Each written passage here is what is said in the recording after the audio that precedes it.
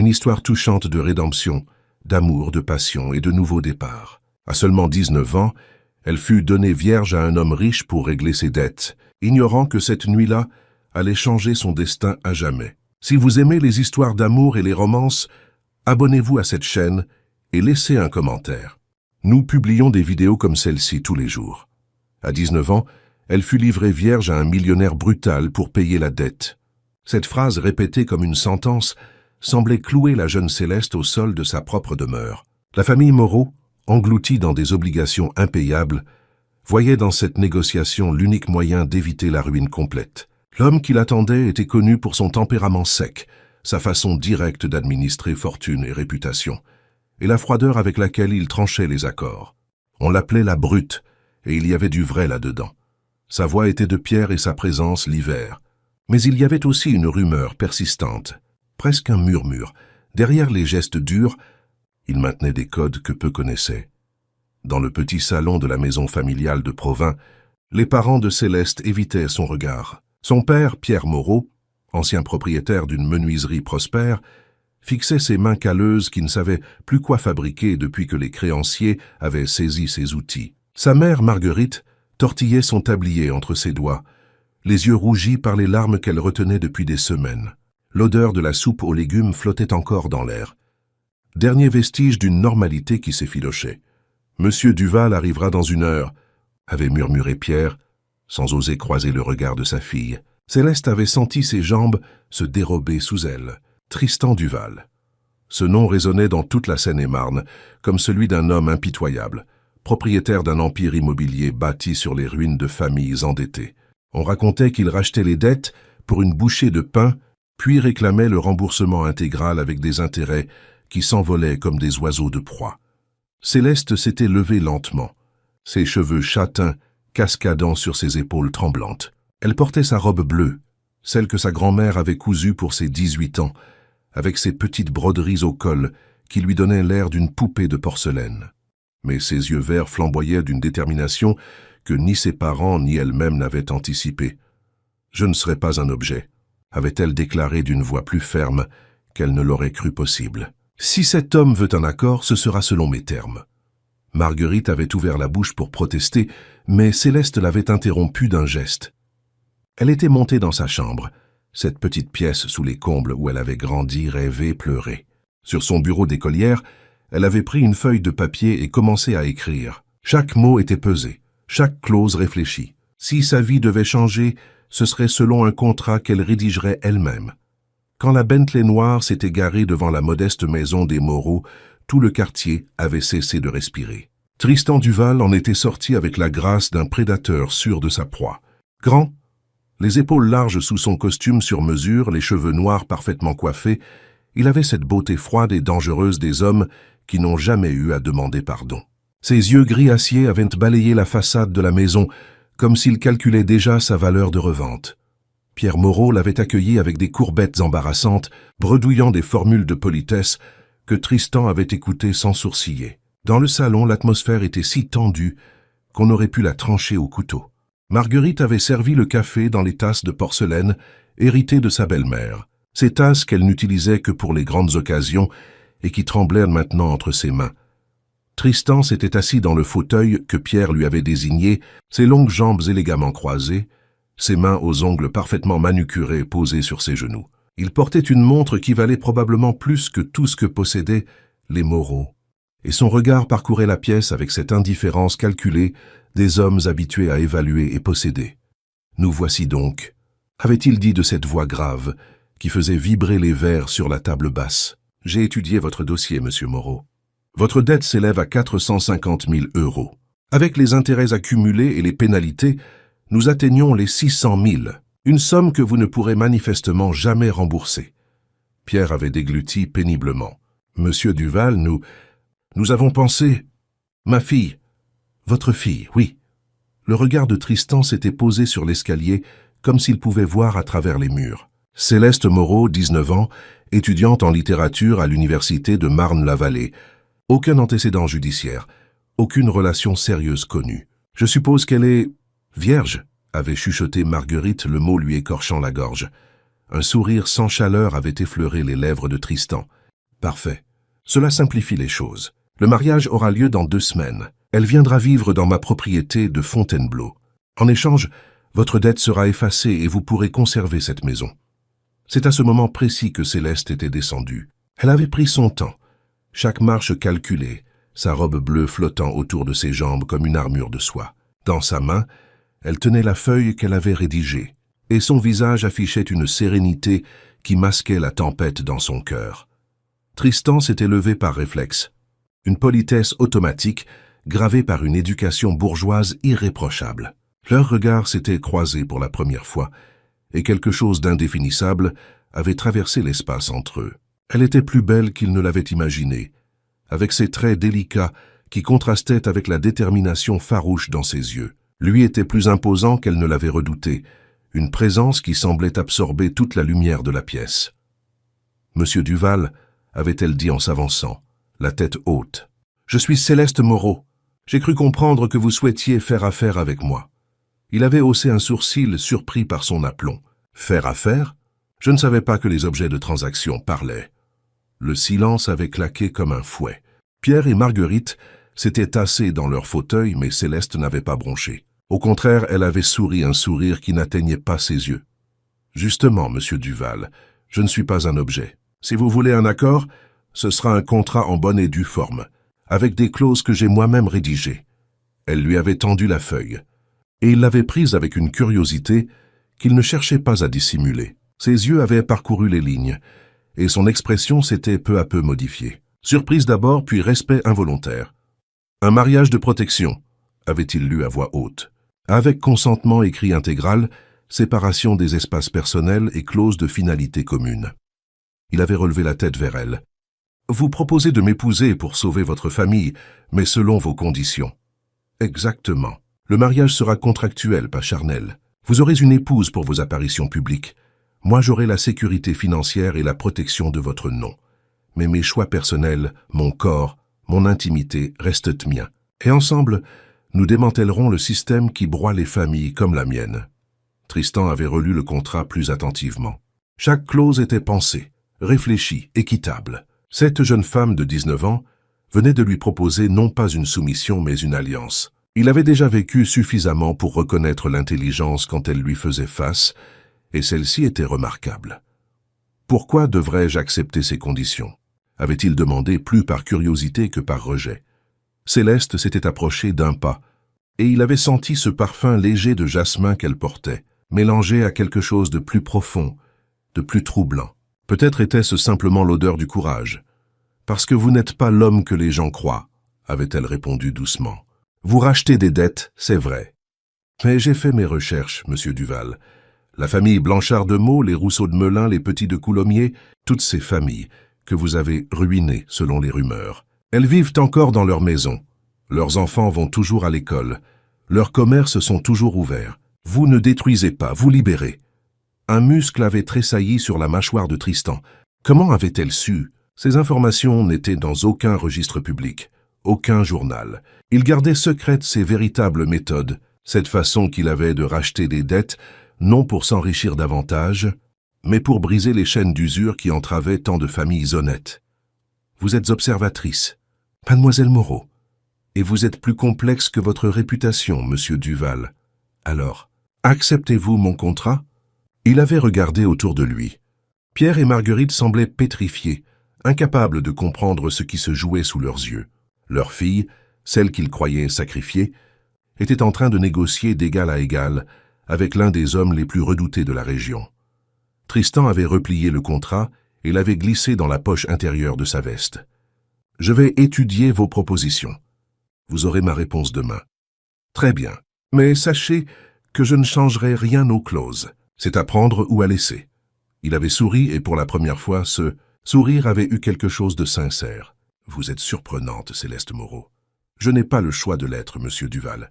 La survie rend inventif. » Le lendemain, à 10 heures précises, le téléphone des Moreau avait sonné. Céleste avait décroché elle-même, le cœur battant mais la voix ferme. « Mademoiselle Moreau ?» Tristan Duval à l'appareil. « J'accepte vos conditions. Le contrat sera signé demain chez mon notaire à Fontainebleau.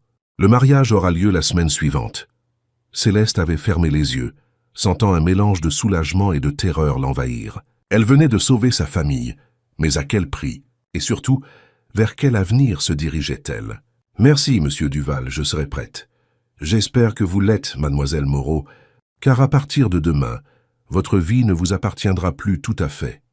Détrompez-vous, avait-elle répliqué avec une assurance qu'elle était loin de ressentir. Ma vie m'appartiendra plus que jamais.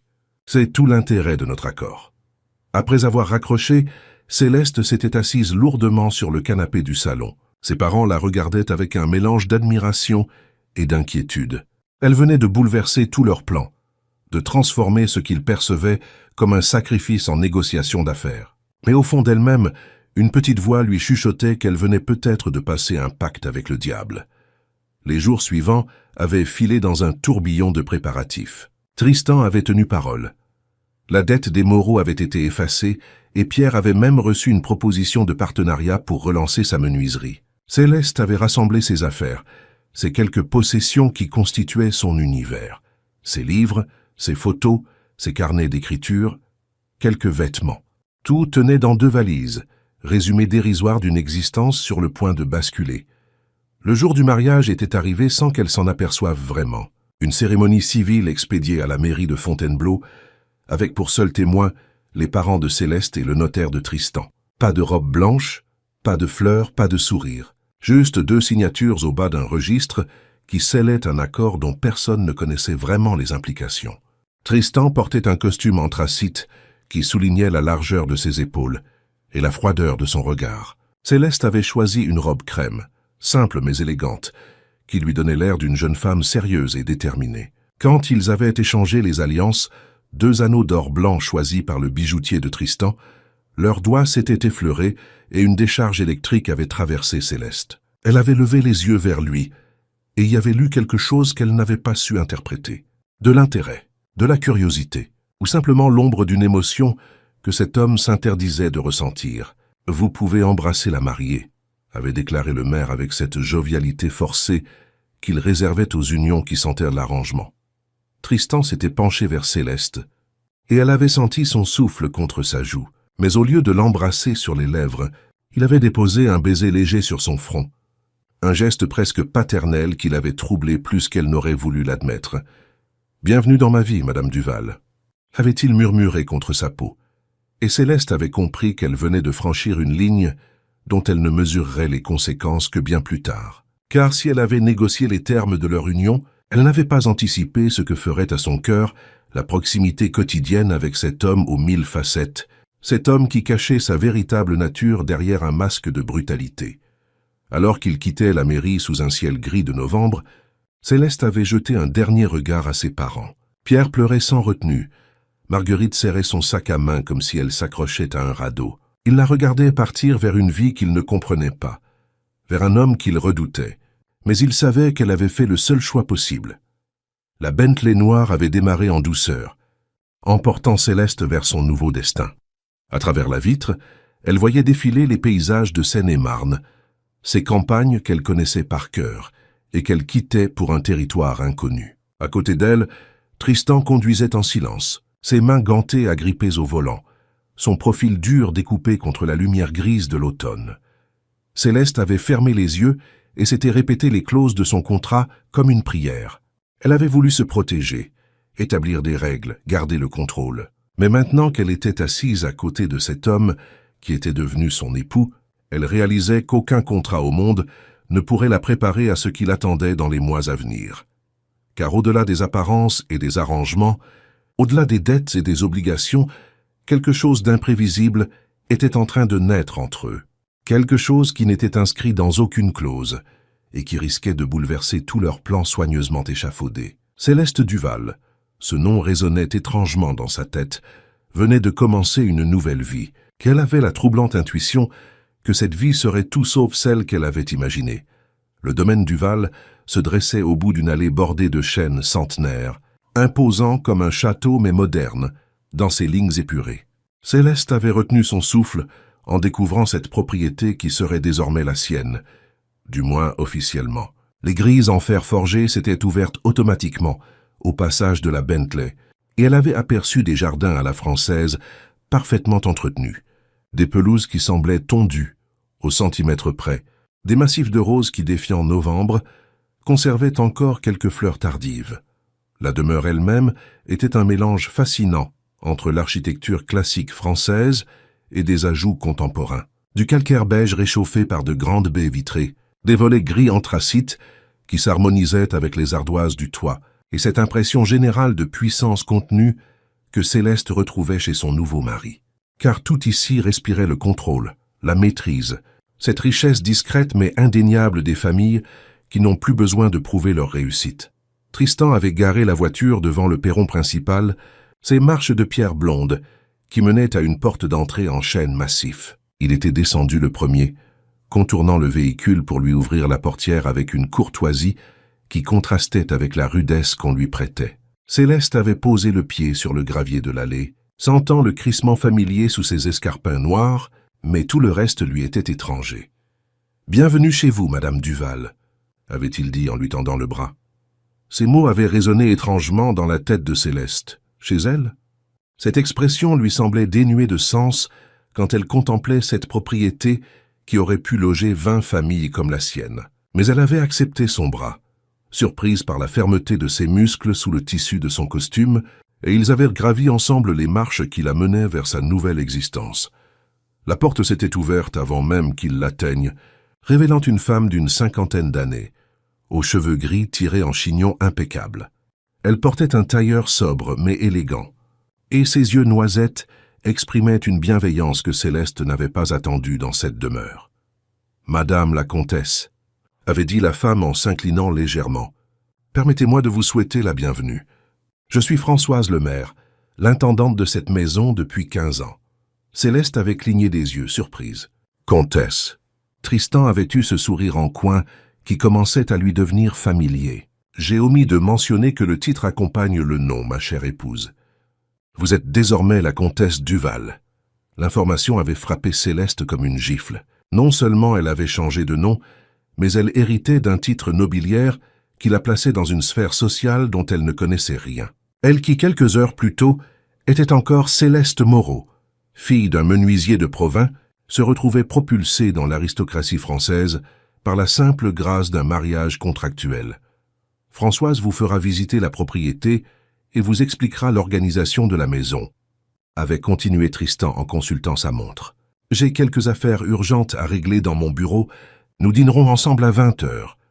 Il s'était dirigé vers un couloir sans attendre de réponse, ses pas résonnant sur le parquet de chêne avec cette assurance des hommes habitués à être obéis. Céleste l'avait regardé s'éloigner, notant malgré elle l'élégance de sa démarche, cette façon qu'il avait de porter ses costumes comme une seconde peau. « Si Madame la Comtesse veut bien me suivre », avait repris Françoise avec un sourire maternel qui avait immédiatement réchauffé le cœur de Céleste. La visite qui avait suivi avait été à la fois éblouissante et éprouvante. La demeure comptait 3 étages et sous-sol, 17 pièces principales sans compter les espaces de service, et chaque détail témoignait d'un raffinement poussé à l'extrême. Le grand salon avec ses meubles d'époque et sa cheminée de marbre noir, la bibliothèque aux murs couverts de livres reliés cuir, la salle à manger où trônait une table capable d'accueillir 20 convives, le salon de musique avec son piano à queue Steinway, qui semblait n'attendre qu'un virtuose. Mais c'est en arrivant à l'étage que Céleste avait réellement compris les implications de leur contrat. Françoise lui avait ouvert la porte d'une suite magnifique, tout en ton crème et doré, avec une chambre spacieuse, un salon particulier, un dressing et une salle de bain digne d'un palace parisien. « Voici vos appartements, Madame la Comtesse. Monsieur le Comte a fait livrer vos affaires ce matin. J'ai pris la liberté de les ranger, mais n'hésitez pas à me dire si quelque chose ne vous convient pas. » Céleste avait pénétré dans cette suite en retenant son souffle. Ses 2 petites valises avaient été vidées et leur maigre contenu dispersé dans ce dressing immense, comme s'ils étaient les possessions d'une princesse. Ses livres étaient alignés sur une étagère du salon, ses photos disposées sur la coiffeuse, ses quelques bijoux, ceux de sa grand-mère, présentés dans un écrin de velours comme s'ils étaient des trésors. « C'est magnifique », avait-elle murmuré, touchée malgré elle par l'attention portée à ses affaires. « Monsieur le comte a insisté pour que vous vous sentiez chez vous immédiatement », avait expliqué Françoise. Il a également fait ouvrir un compte dans toutes les boutiques de Fontainebleau et Paris. Vous n'avez qu'à donner votre nom pour que tout vous soit livré. » Céleste s'était assise au bord du lit. Ce lit immense au drap de soie qui aurait pu accueillir une famille entière. « Et monsieur le comte, où sont ses appartements ?»« À l'autre bout du couloir, madame. Monsieur le comte a été très clair sur le fait que vous deviez avoir votre intimité. » Le soulagement de Céleste avait été si intense qu'elle avait dû fermer les yeux un instant. Tristan respectait donc déjà les clauses de leur contrat. Cela lui avait donné le courage de poser la question qui lui brûlait les lèvres depuis leur arrivée. « Françoise, puis-je vous poser une question personnelle ?»« Bien sûr, madame la comtesse. Que pensez-vous vraiment de votre employeur ?» Françoise avait marqué une hésitation, pesant visiblement ses mots. « Monsieur le comte est un homme complexe. Il peut paraître dur, froid même, mais j'ai appris à connaître ses véritables qualités au fil des années. C'est-à-dire, l'intendante s'était approchée, baissant instinctivement la voix. « Il y a 3 ans, ma fille Isabelle s'est retrouvée dans une situation difficile. Son mari l'avait quittée avec 2 enfants en bas âge, et elle s'était endettée pour garder son petit commerce de fleurs. Les huissiers allaient saisir la boutique quand monsieur le comte a discrètement racheté sa dette. Non seulement il ne lui a jamais réclamé de remboursement, mais il lui a également trouvé de nouveaux clients parmi ses relations. Aujourd'hui, elle prospère. Céleste avait senti quelque chose se serrer dans sa poitrine. Il a fait cela pour votre fille, pour ma fille et pour tant d'autres. Il ne s'en vante jamais, au contraire. Il préfère que les gens croient qu'il est impitoyable. Mais moi, je vois les dossiers qui passent sur son bureau, les coups de téléphone qu'il donne, les chèques qu'il signe discrètement. Votre mari est un homme bon, madame la comtesse, seulement il l'est à sa manière. » Ces révélations avaient bouleversé Céleste. L'homme qu'elle avait épousé était donc encore plus mystérieux qu'elle ne l'avait imaginé. Cette réputation de brutalité qu'il entretenait semblait être un masque destiné à dissimuler ses véritables actions. Mais pourquoi cacher sa générosité? Quelle blessure ancienne l'avait poussé à préférer être craint plutôt qu'aimé? Le reste de l'après-midi avait filé comme un rêve. Françoise lui avait présenté le personnel. Henri, le majordome qui officiait depuis 20 ans et connaissait tous les secrets de la maison. Marie-Claire, la cuisinière qui préparait des merveilles dans sa cuisine, équipée comme celle d'un restaurant étoilé. Jean-Baptiste, le jardinier chauffeur qui entretenait les espaces verts avec un amour du détail confondant, et Sophie, la jeune femme de chambre qui s'occupait de l'entretien des appartements privés. Tous l'avaient accueilli avec un respect mêlé de curiosité. Visiblement, l'arrivée d'une épouse dans cette demeure était un événement considérable. Tristan Duval avait 34 ans et n'avait jamais été marié, se contentant de relations discrètes avec des femmes de son milieu qui ne duraient jamais très longtemps. L'apparition soudaine de cette jeune comtesse de 19 ans, issue d'un milieu modeste, alimentait forcément les conversations. À 19 heures, Sophie était venue l'aider à se préparer pour le dîner.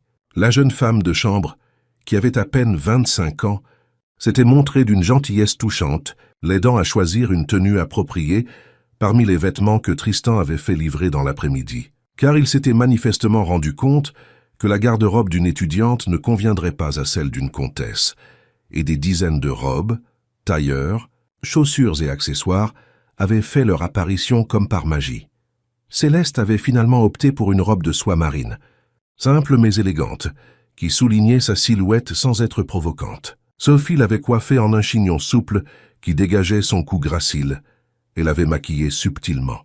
Quand elle s'était regardée dans le miroir en pied de sa chambre, Céleste avait eu du mal à se reconnaître. Cette femme élégante qui lui renvoyait son reflet, était-elle vraiment la fille du menuisier de Provins?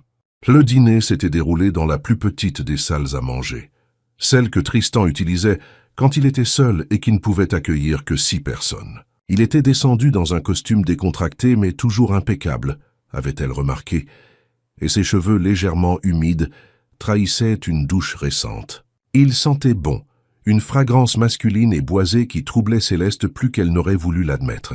« J'espère que Françoise vous a fait faire le tour du propriétaire », avait-il dit en l'aidant à s'asseoir. « Oui, c'est impressionnant. Je ne m'attendais pas à quelque chose d'aussi grand. Cette demeure appartient à ma famille depuis 4 générations. Mon arrière-grand-père l'a fait construire après avoir fait fortune dans l'industrie textile. Nous l'avons modernisée au fil des ans, mais elle conserve son âme. » Marie-Claire avait servi un repas digne d'un restaurant gastronomique, velouté de châtaigne, Saint-Jacques poêlé, gigot d'agneau aux herbes de Provence, et pour finir une tarte tatin qui avait fait fondre Céleste de plaisir. Tristan avait ouvert une bouteille de Bordeaux millésimée et l'avait servie dans des verres en cristal qui accrochaient à la lumière des bougies. « Parlez-moi de vos études », avait-il dit en entamant son Saint-Jacques. « Françoise m'a dit que vous étudiez la littérature. »« Oui, je suis en 2e année à Marne-la-Vallée. J'espère décrocher ma licence, puis peut-être un master. J'aimerais devenir professeur ou peut-être écrire. » Écrire. Quel genre de livre? Céleste avait rougi légèrement. Des romans, j'imagine. J'ai toujours aimé les histoires, créer des personnages, leur inventer des vies. Vous devriez continuer vos études. Le fait d'être marié ne doit pas vous empêcher de mener à bien vos projets. Cette sollicitude inattendue avait touché Céleste au cœur. Vraiment? Vous n'y voyez pas d'inconvénient? Pourquoi en verrais-je? Une femme intelligente doit pouvoir exprimer son intelligence. Et vous l'êtes, Céleste, intelligent et courageuse. La façon dont il avait prononcé son prénom, avec cette voix grave qui caressait les syllabes, avait fait courir un frisson le long de l'échine de Céleste. Pour la première fois depuis qu'elle le connaissait, Tristan paraissait détendu, presque chaleureux. Le vin y était peut-être pour quelque chose, ou bien était-ce l'intimité de ce dîner aux chandelles qui transformait l'atmosphère entre eux. « Puis-je vous poser une question à mon tour ?» avait-elle demandé enhardie par son attitude bienveillante. « Je vous écoute. » Pourquoi cette réputation de brutalité? Françoise m'a raconté ce que vous avez fait pour sa fille. Cela ne ressemble pas à l'image que les gens ont de vous. Le visage de Tristan s'était immédiatement fermé, comme si elle avait touché un point sensible. Il avait vidé son verre d'un trait avant de répondre. Les gens croient ce qu'ils veulent croire, Céleste. Et parfois, il est plus facile de laisser penser qu'on est un monstre que de révéler ses faiblesses. Quelle faiblesse? Il l'avait regardée longuement, et elle avait vu passer dans ses yeux gris une douleur qu'il tentait de dissimuler. J'ai appris très jeune que la bonté est perçue comme de la faiblesse dans certains milieux. Mon père était un homme tendre, généreux, qui faisait confiance à tout le monde. Il est mort ruiné et déshonoré par un associé qu'il considérait comme un ami. J'ai décidé que cela ne m'arriverait jamais. Céleste avait senti son cœur se serrer. Je suis désolé, je ne savais pas. Ce n'est pas grave. Cela fait partie du passé. Il avait marqué une pause. Mais vous avez raison, j'aide ceux qui en ont besoin, discrètement. Il existe un réseau d'usuriers dans la région qui profitent de la détresse des familles honnêtes. Je fais ce que je peux pour les contrer. Un réseau? Tristan avait hésité, visiblement partagé entre le désir de lui faire confiance et la prudence qui lui était habituelle. Il y a un homme, Philippe Monclerc, qui se présente comme un philanthrope. Il organise des galas de charité, finance des associations, se fait photographier avec des personnalités. En réalité, il prête de l'argent à des taux usuraires et utilise le chantage pour obtenir des remboursements impossibles. Le nom de Philippe Monclerc était familier à Céleste. Elle l'avait vu plusieurs fois dans les journaux locaux, toujours souriant à l'objectif lors d'événements caritatifs, entouré de notables et de célébrités. L'homme avait une 60aine d'années, des cheveux argentés impeccablement coiffés et ce charisme naturel des politiciens de carrière. C'est lui qui détenait la dette de votre famille, avait continué Tristan. Je la lui ai rachetée pour vous éviter ces méthodes de recouvrement. Quelle méthode? Préférez-vous vraiment le savoir? Céleste avait hoché la tête, même si une partie d'elle redoutait la réponse. Intimidation, chantage, pression psychologique. Il s'arrange pour que ses débiteurs perdent leurs emplois, leurs soutiens sociaux. Il isole les familles pour mieux les contrôler. Et quand les hommes ne cèdent pas, Tristan avait marqué une pause. Il s'intéresse aux femmes et aux filles. Un frisson glacé avait parcouru Céleste. Vous voulez dire qu'il... Je veux dire qu'il considère que tout se monnaie, y compris l'honneur des familles. Votre père ne vous aurait jamais livré à moi s'il avait eu le choix, Céleste. Mais face à Monclerc, vous étiez en danger. La vérité avait frappé Céleste comme un coup de poing. Ses parents n'avaient pas voulu la vendre, ils avaient voulu la sauver. Et Tristan l'avait protégée en l'épousant, même si cette protection prenait la forme d'un contrat de mariage. Alors notre mariage, c'est un bouclier, Céleste. Tant que vous portez mon nom, Monclerc ne peut plus vous atteindre. Et tant que je rachète les dettes qu'il détient, je prive son réseau de nouvelles victimes. Ils avaient terminé le dîner dans un silence pensif. Céleste réalisait peu à peu l'ampleur de ce dans quoi elle s'était engagée. Ce n'était pas seulement un mariage de convenance. C'était un acte de résistance contre un système qui broyait les plus vulnérables. En remontant dans ses appartements, escortée par Tristan qui avait tenu à la raccompagner, elle avait senti naître en elle une détermination nouvelle. Si son mari luttait secrètement contre ses prédateurs, alors elle voulait l'aider. Mais pour cela, il lui faudrait d'abord comprendre comment fonctionnait ce réseau, identifier ses failles, ses victimes. « Bonne nuit, Céleste », avait dit Tristan en s'arrêtant devant sa porte. « J'espère que vous vous plairez ici. Bonne nuit. » Tristan, et merci, pour tout. Il avait effleuré sa joue d'une caresse si légère qu'elle avait cru l'imaginer, puis s'était dirigé vers ses propres appartements. Céleste était restée un moment immobile sur le seuil de sa chambre, la joue encore brûlante de ce contact furtif. Une fois seule, elle s'était installée dans le petit salon de sa suite avec un carnet et un stylo. Si elle voulait aider Tristan dans sa lutte contre Montclair, elle devait d'abord rassembler des informations, et pour cela, elle avait un atout que son mari n'avait pas. Elle venait du monde des victimes. Elle connaissait leur langue, leurs peurs, leurs espoirs. Elle avait commencé à noter tout ce dont elle se souvenait, les conversations entendues chez ses parents, les rumeurs qui circulaient dans le quartier, les familles qui avaient mystérieusement disparu ou changé de mode de vie. Peu à peu, un schéma se dessinait. Montclair ne frappait pas au hasard. Il ciblait des familles respectables mais fragiles, celles qui préféraient se ruiner plutôt que de perdre leur honneur. Vers minuit, épuisée par cette première journée dans sa nouvelle vie, Céleste s'était enfin couchée dans ce lit immense qui lui paraissait encore surréaliste. Mais le sommeil avait tardé à venir. Dans l'obscurité de sa chambre, elle repensait aux révélations de la soirée, à ce mari énigmatique qui cachait sa bonté derrière un masque de froideur, à cette guerre silencieuse qu'il menait contre des prédateurs sans scrupules. Et malgré tous les dangers qu'elle pressentait, malgré l'incertitude de son avenir, Céleste avait senti naître en elle quelque chose qu'elle n'attendait pas. L'espoir. L'espoir que ce mariage contractuel se transforme en véritable partenariat, que cette alliance de façade devienne une force capable de changer les choses. Car au fond d'elle-même, elle savait déjà qu'elle ne se contenterait pas d'être la femme décorative de Tristan Duval. Elle serait son égale, sa complice, son allié dans cette bataille pour la justice. Et peut-être, si les étoiles s'alignaient, quelque chose de plus encore. Dans l'aile opposée de la demeure, Tristan Duval fixait le plafond de sa chambre, lui aussi incapable de trouver le sommeil. Cette jeune femme qu'il avait épousée pour la protéger s'avérait bien plus complexe et fascinante qu'il ne l'avait imaginé. Son intelligence, son courage, cette façon qu'elle avait de regarder les problèmes en face sans se laisser intimider. Tout cela révolutionnait ses certitudes.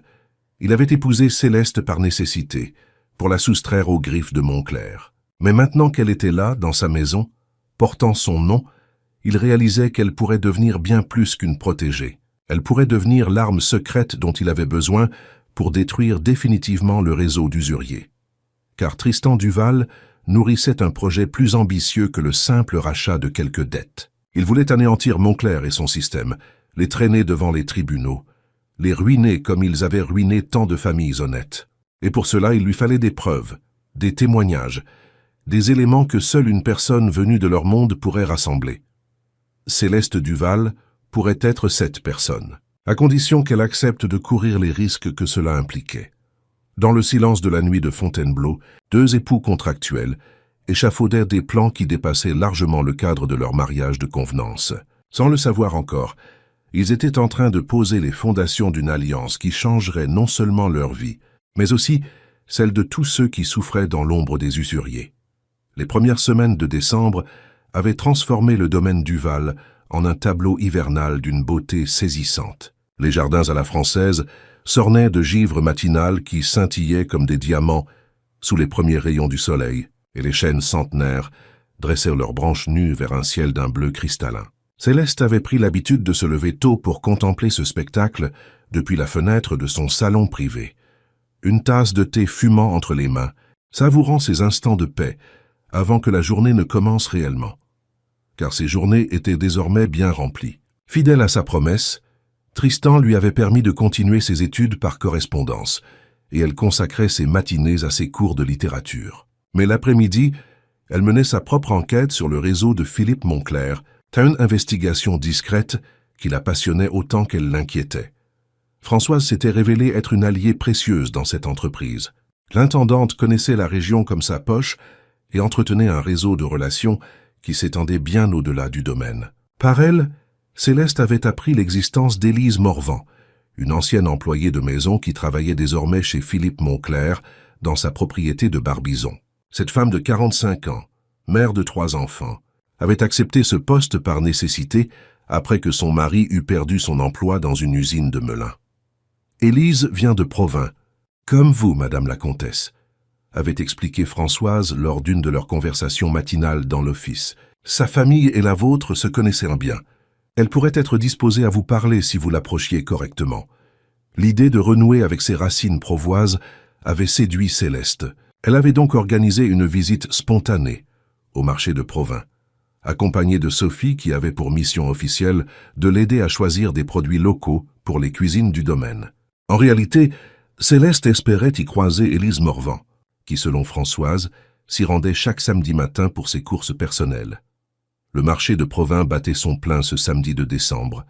Malgré le froid mordant, qui piquait les joues et blanchissait les haleines, les étals débordaient de produits de saison. Pommes de terre de Beauce aux formes parfaites, courges orangées comme des soleils d'automne, fromage de chèvre qui embaumaient sous leurs cloches de verre, et ces pâtés en croûte qui faisaient la réputation des charcutiers de la région. L'atmosphère était joyeuse, animée par les appels des marchands et les conversations des clients qui se saluaient avec cette familiarité propre aux petites villes où tout le monde se connaît.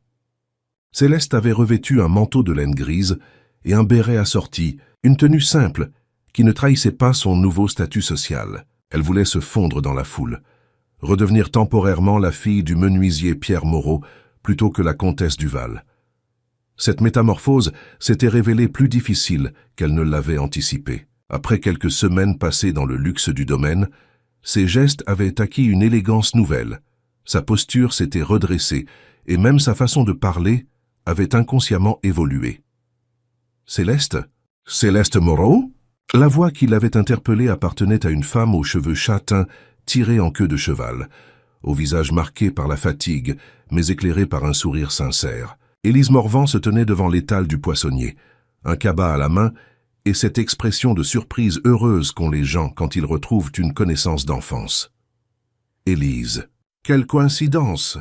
Céleste avait embrassé la femme avec une chaleur authentique. Elles s'étaient effectivement connues dans leur jeunesse, leur famille fréquentant la même paroisse et les mêmes fêtes de quartier. Mais dis-moi, tu as changé, tu es... comment dire? Tu rayonnes. Et ce manteau, il est magnifique. Céleste avait ri un peu gênée. J'ai eu de la chance récemment. Et toi, comment vas-tu? Françoise Lemaire m'a dit que tu travaillais à Barbizon maintenant. Le visage d'Élise s'était assombri imperceptiblement. Oui, chez Monsieur Moncler. C'est un travail correct, bien payé. Mais parfois... Elle avait secoué la tête. Laisse tomber, ce ne sont pas tes préoccupations. Au contraire, cela m'intéresse. Nous sommes du même pays, Élise. Si tu as des problèmes, peut-être puis-je t'aider.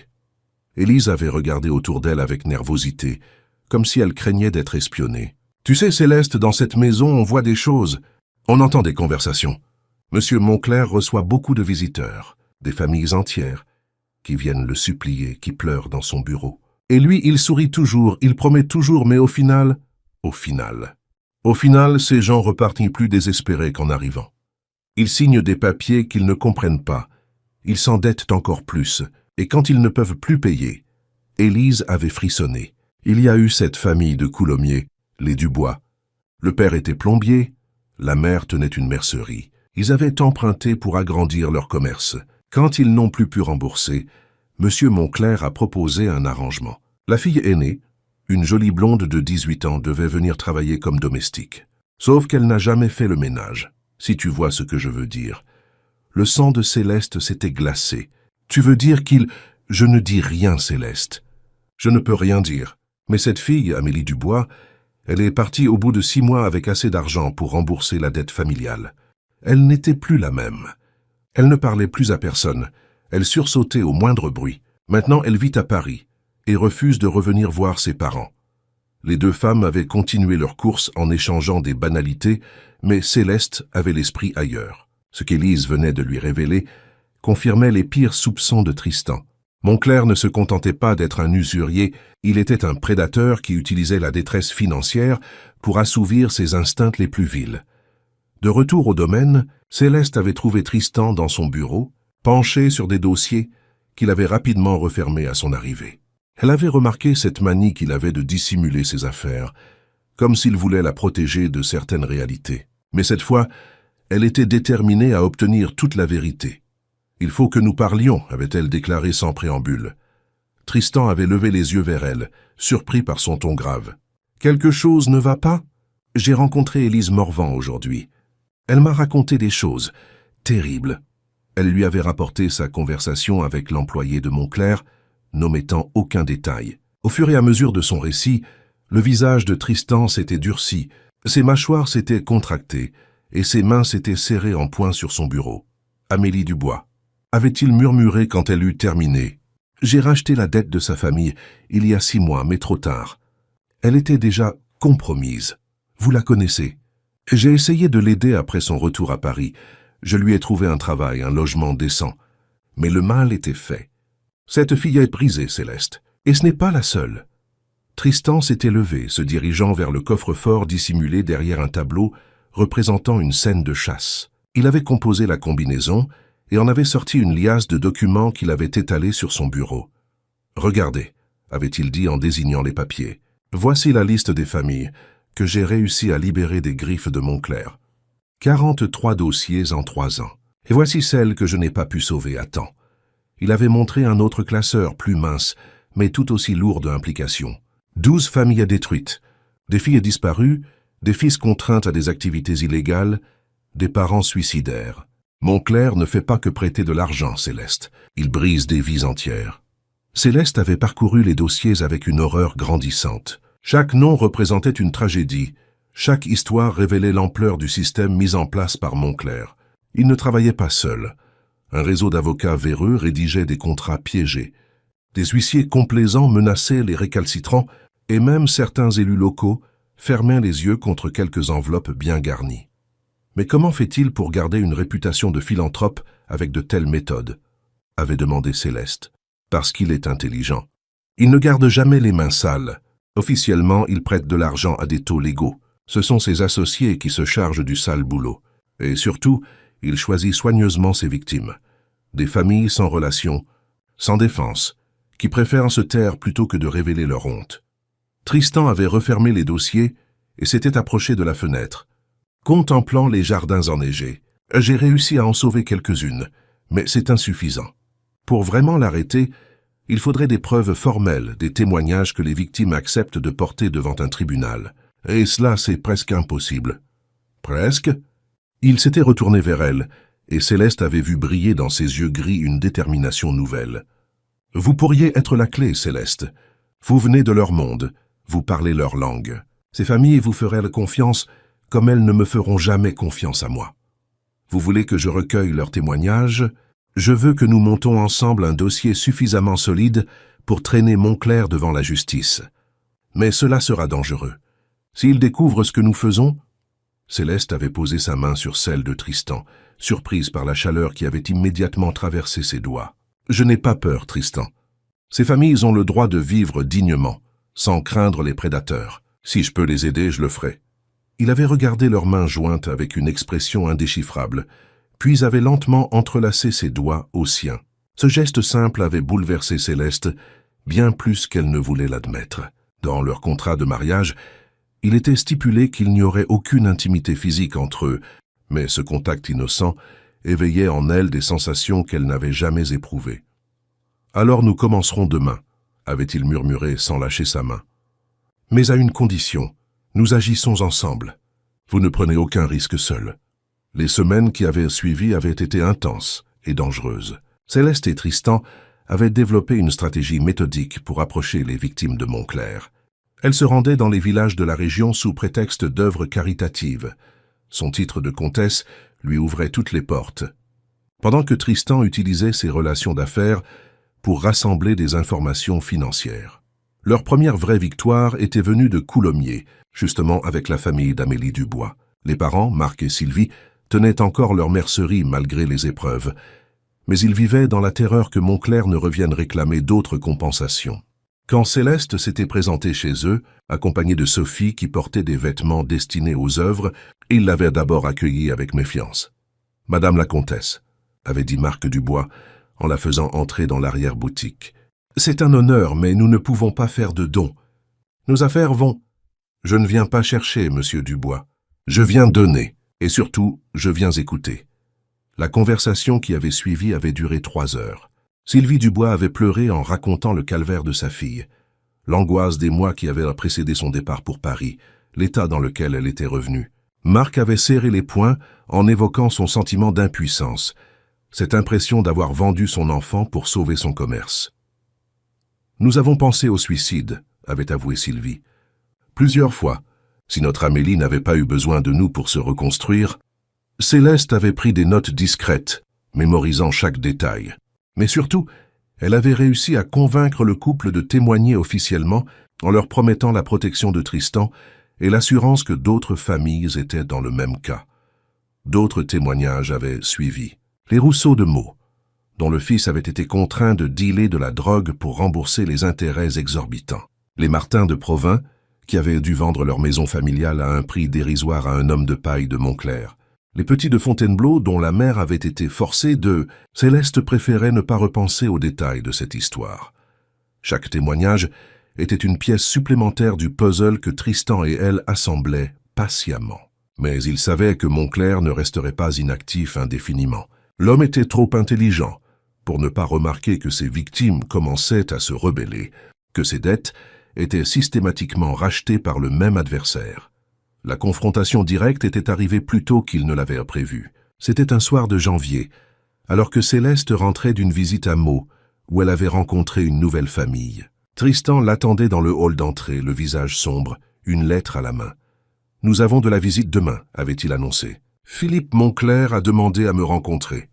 Officiellement, il souhaite me proposer un partenariat d'affaires. » Céleste avait senti son sang se glacer. « Il sait ?» ?»« Il se doute.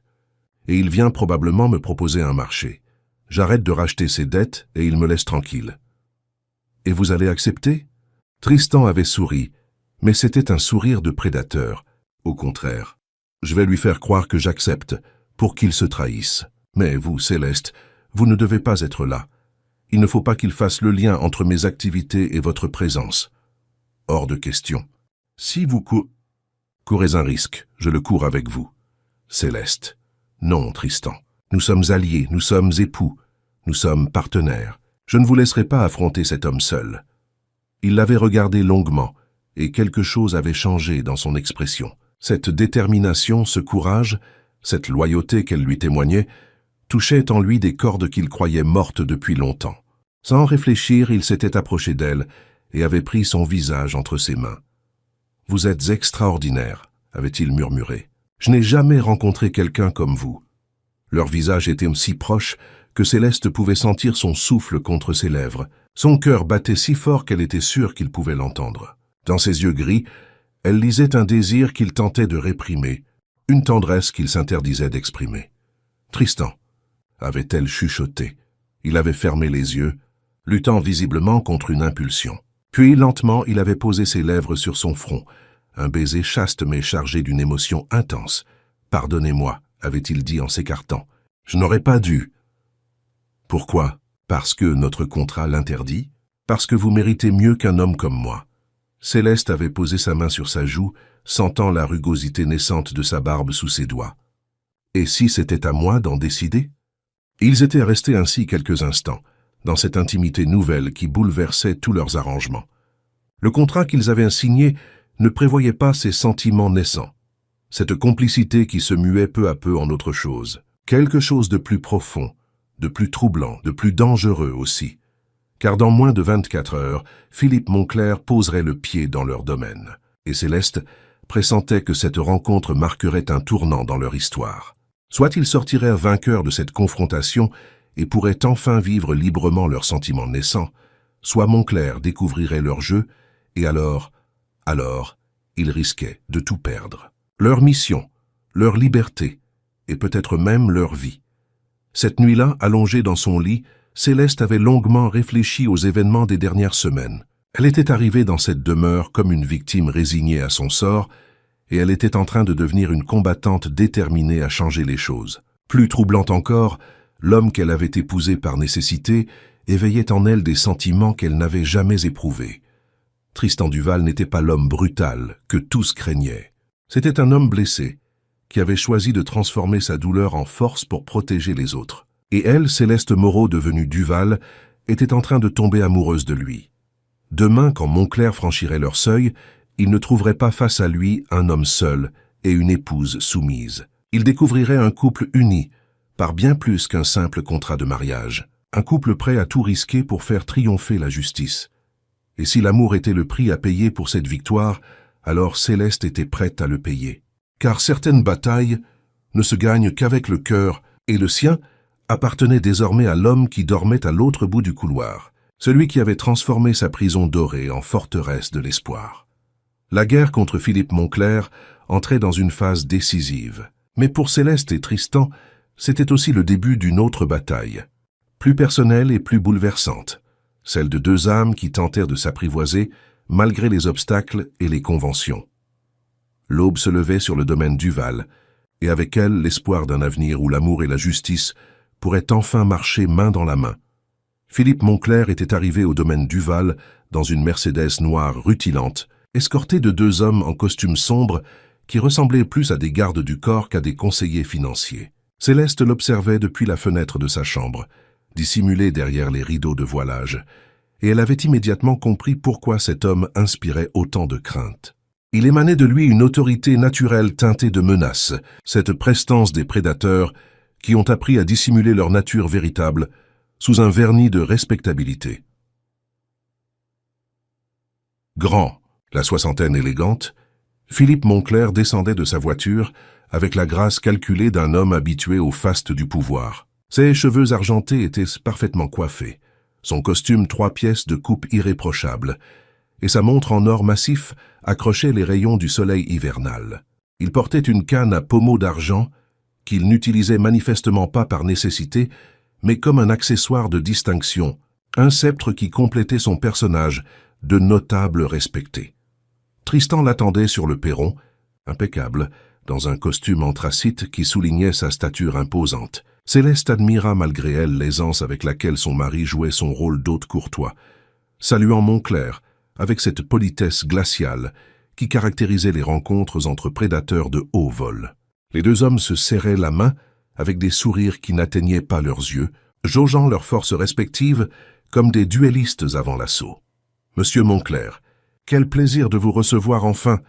disait Tristan avec cette voix grave qui faisait vibrer les vitres. « Votre réputation vous précède. Comme la vôtre, cher Duval, cette propriété est magnifique, vraiment. On m'avait dit que vous aviez le goût du beau. » Ils étaient entrés dans le hall d'accueil, leurs pas résonnant sur le marbre italien. Montclair regardait autour de lui avec l'œil expert d'un évaluateur, cataloguant mentalement chaque œuvre d'art, chaque meuble ancien, chaque détail qui trahissait la richesse de son hôte. Ses deux accompagnateurs restaient en retrait, silencieux mais vigilants, leurs mains jamais très éloignées de leurs vestes. Céleste avait descendu l'escalier à ce moment précis, vêtue d'un tailleur de soie bordeaux, qui soulignait sa silhouette sans ostentation. Elle avait choisi cette tenue avec soin, voulant paraître élégante sans être provocante, distinguée sans éveiller la curiosité. Ses cheveux étaient relevés en un chignon sophistiqué, et elle ne portait que ses boucles d'oreilles en perles, celles que sa grand-mère lui avait léguées. « Permettez-moi de vous présenter mon épouse », avait dit Tristan en lui tendant la main. « Céleste, voici Monsieur Philippe Montclair, dont les œuvres philanthropiques font honneur à notre région. » Montclair s'était incliné avec une galanterie d'ancien temps, mais Céleste avait remarqué la façon dont ses yeux gris acier l'avaient détaillé de la tête aux pieds, comme s'il évaluait une marchandise. Ce regard l'avait mise profondément mal à l'aise, mais elle avait gardé son sourire de circonstance. « Madame la comtesse, c'est un honneur. Permettez-moi de vous féliciter pour ce mariage qui fait le bonheur de tous ceux qui s'intéressent au bonheur de notre cher Tristan. » Il y avait quelque chose dans sa façon de prononcer le prénom de son mari qui avait hérissé Céleste. une familiarité déplacée, comme s'il revendiquait une intimité qui n'existait pas. Ou peut-être était-ce simplement cette manie qu'ont certains hommes de pouvoir de s'approprier symboliquement ceux qu'ils considèrent comme des rivaux. « Nous sommes très heureux », avait répondu Céleste avec une chaleur étudiée. « Tristan m'a beaucoup parlé de vos activités. Il paraît que vous aidez de nombreuses familles de la région. » Le sourire de Montclair s'était figé imperceptiblement. « En effet, j'ai à cœur d'aider ceux qui traversent des difficultés temporaires. C'est un devoir pour ceux que la fortune a favorisés. » Tristan avait dirigé ses invités vers le petit salon, cette pièce plus intime où il recevait ses visiteurs importants. Françoise avait servi le thé dans le service de porcelaine de Limoges, accompagné de ses petits fours que Marie-Claire préparait pour les grandes occasions. L'atmosphère était feutrée, civilisée, mais Céleste sentait sous la surface des politesses la tension qui montait entre les deux hommes. « Alors, Montclair, de quoi souhaitiez-vous me parler ?» Tristan était allé droit au but avec cette franchise brutale qui le caractérisait dans les affaires. « Directement au fait, j'apprécie. Voilà, j'ai remarqué que vous vous intéressiez récemment à certains investissements dans lesquels je suis impliqué. Le rachat de créances, notamment. C'est un secteur porteur. Les gens s'endettent facilement de nos jours. Certes, certes. Mais voyez-vous, ce marché est plus complexe qu'il n'y paraît. Il demande une connaissance fine de la psychologie humaine, des relations personnelles avec les clients.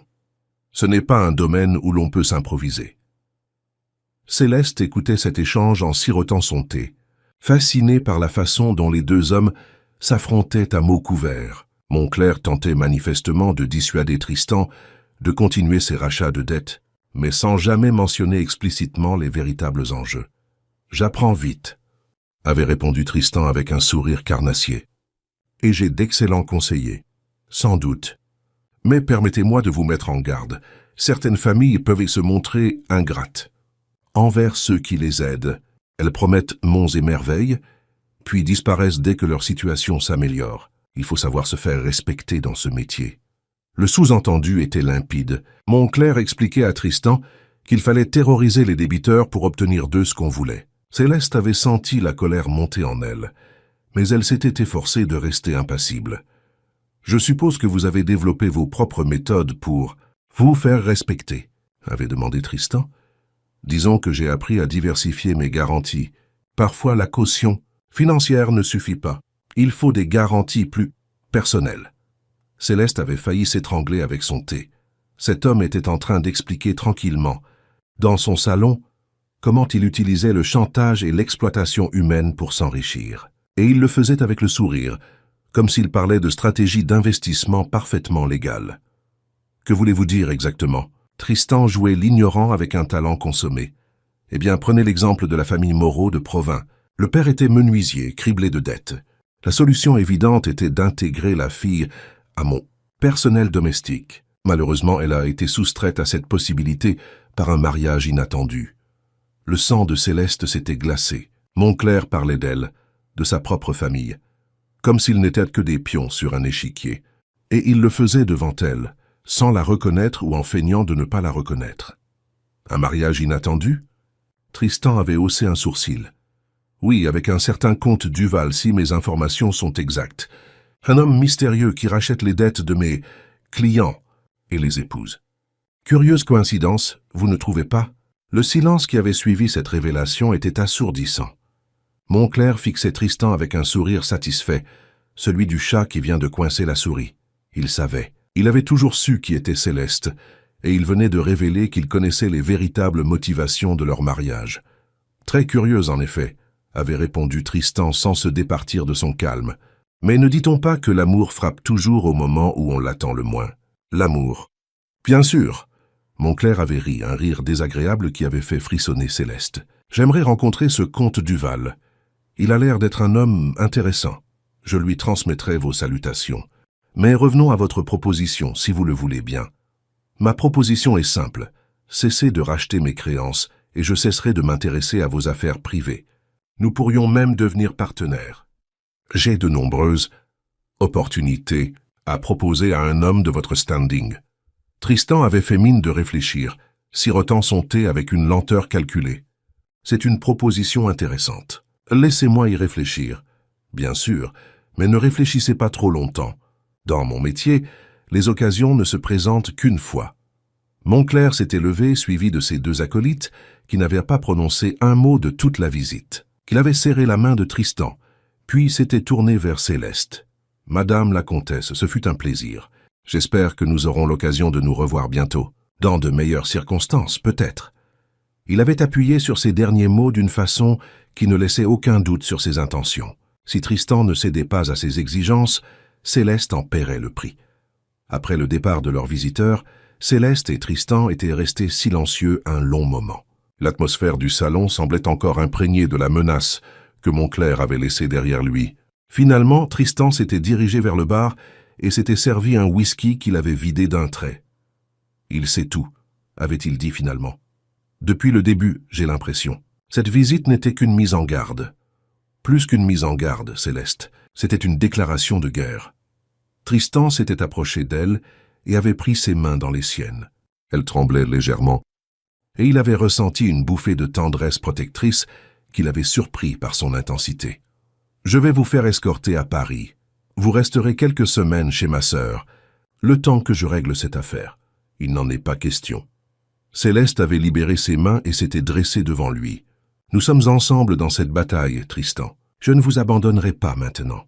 Céleste, vous ne comprenez pas. Cet homme est dangereux. Il n'hésitera pas à s'en prendre à vous pour m'atteindre. Et vous ne comprenez pas que j'ai autant de raisons que vous de le combattre. C'est ma famille qui l'a menacé. C'est ma liberté qu'il voulait acheter. Cette guerre est aussi la mienne. » Tristan l'avait regardé avec une admiration mêlée d'inquiétude. Cette femme qu'il avait épousée pour la protéger se révélait plus courageuse que bien des hommes qu'il avait côtoyés. Mais ce courage même la mettait en danger. « Très bien, » avait-il dit finalement. « Mais nous changeons de stratégie. Plus de visites discrètes, plus d'enquêtes en solo.